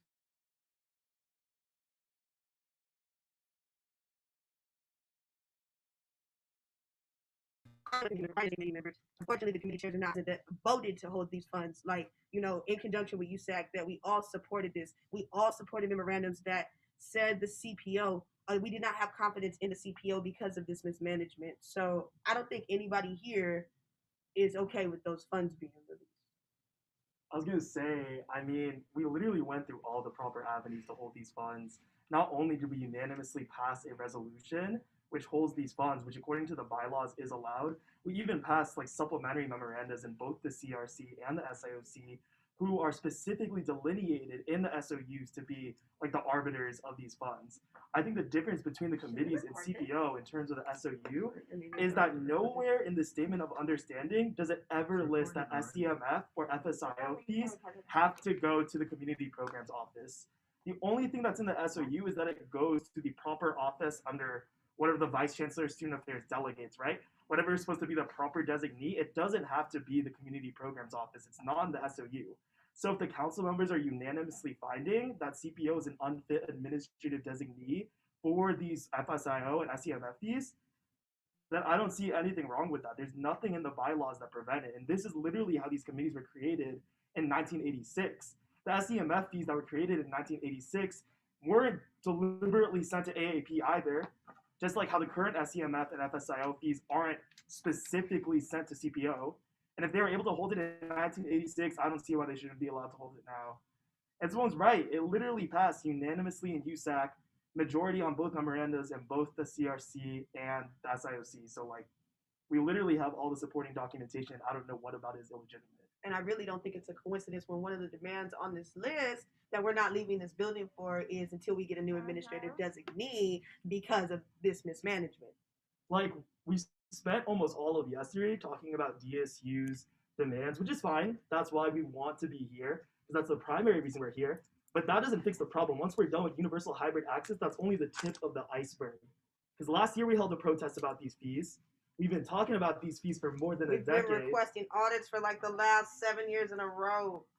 We get the same thing, nothing. Patty, I think, or wait, Tay, did you, Tara promise? No, sorry. Oh wait, okay, Patty, I think you were I the. actually did have a hand, sorry. Okay, do you want to go? Yeah. Yeah. Ooh. Okay, so yeah, I also kind of just wanted to like uplift everything that has been said by the Emma leadership, etc. And like kind of defer to again the bylaws that I had sent in response to the email saying that we can't withhold funds. That again has historical precedent and was probably put into the bylaws by prior USACs because of this very reason. Because when they felt like the funds were not being mismanaged, which is what is exactly said in the bylaws, when the USAC has the right to withhold funds from any any USAC funded like entity, program, etc., if they believe the funds are not being utilized correctly, if they believe the funds are being mismanaged. And we believe that the fund is being mismanaged. We passed referendum that the fund is being mismanaged. We agreed with the SIOC NCRC chairs and the entire MO community. So yeah, it's like we sided with them, we agreed with them, etc. We supported them. So obviously this USAC does not have confidence in CPO and how they've been managing funds, especially since every single budget that they have sent us has been entirely inadequate. And I honestly do not believe it should be adequate for ASUCLA, who's supposed to be supporting us, to try and essentially encourage us to give the money to CPO when again it's not being utilized for what it's being supposed to be utilized for, and the folks that are actually in these spaces are saying that it's not. So we as a council have this is actually our this is what we're actually supposed to be doing.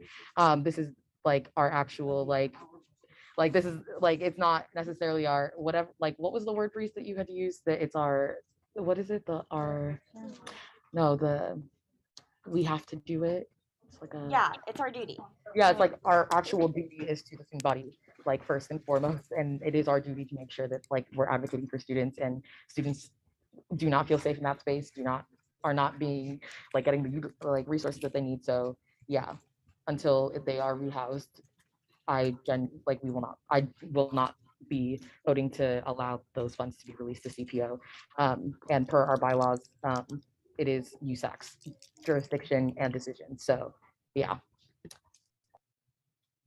Yeah, and I guess going off of that, I know that there was discussion around those funds potentially not being able to be withheld, but honestly, can we take off the volume, please? Thank you.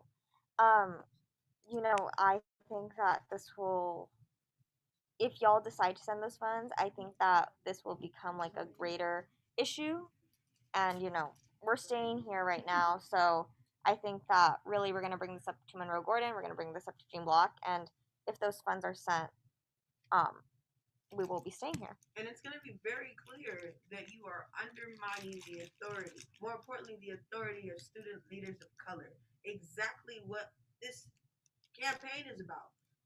A big underlying issue, is the university administrators have been usurping in student empowerment. That's how we even got here to, I don't know, $20 million being mismanaged over the last decade. It's quite frankly ridiculous for whomever former councils allowed that to be mismanaged. And now the leaders have stepped forward to, as they just stated, to do their duty. They're being advised to do otherwise. That's crazy. Mm-hmm. Yeah, so I think that we're going to continue to have this conversation. I understand that, technically UCLA adhere to their policy, but also technically a lot of the things that UCLA does and says that they're doing responsibly is not responsible. I mean, quite literally, we're at this university right now. You show me a policy that says amidst COVID. We're like at school amidst COVID. So I think that a lot of these rules and policies need to be reevaluated. And yeah, I think I just wanted to put that out there. Council members, if there's no objections, if not, I just wanted to point that out. And y'all will likely be hearing a letter from us addressing the concerns that were sent. So yeah, thank you. And with that, I adjourn this meeting at 10:25 p.m. Thank you. Recording stopped. Okay, good night, everyone.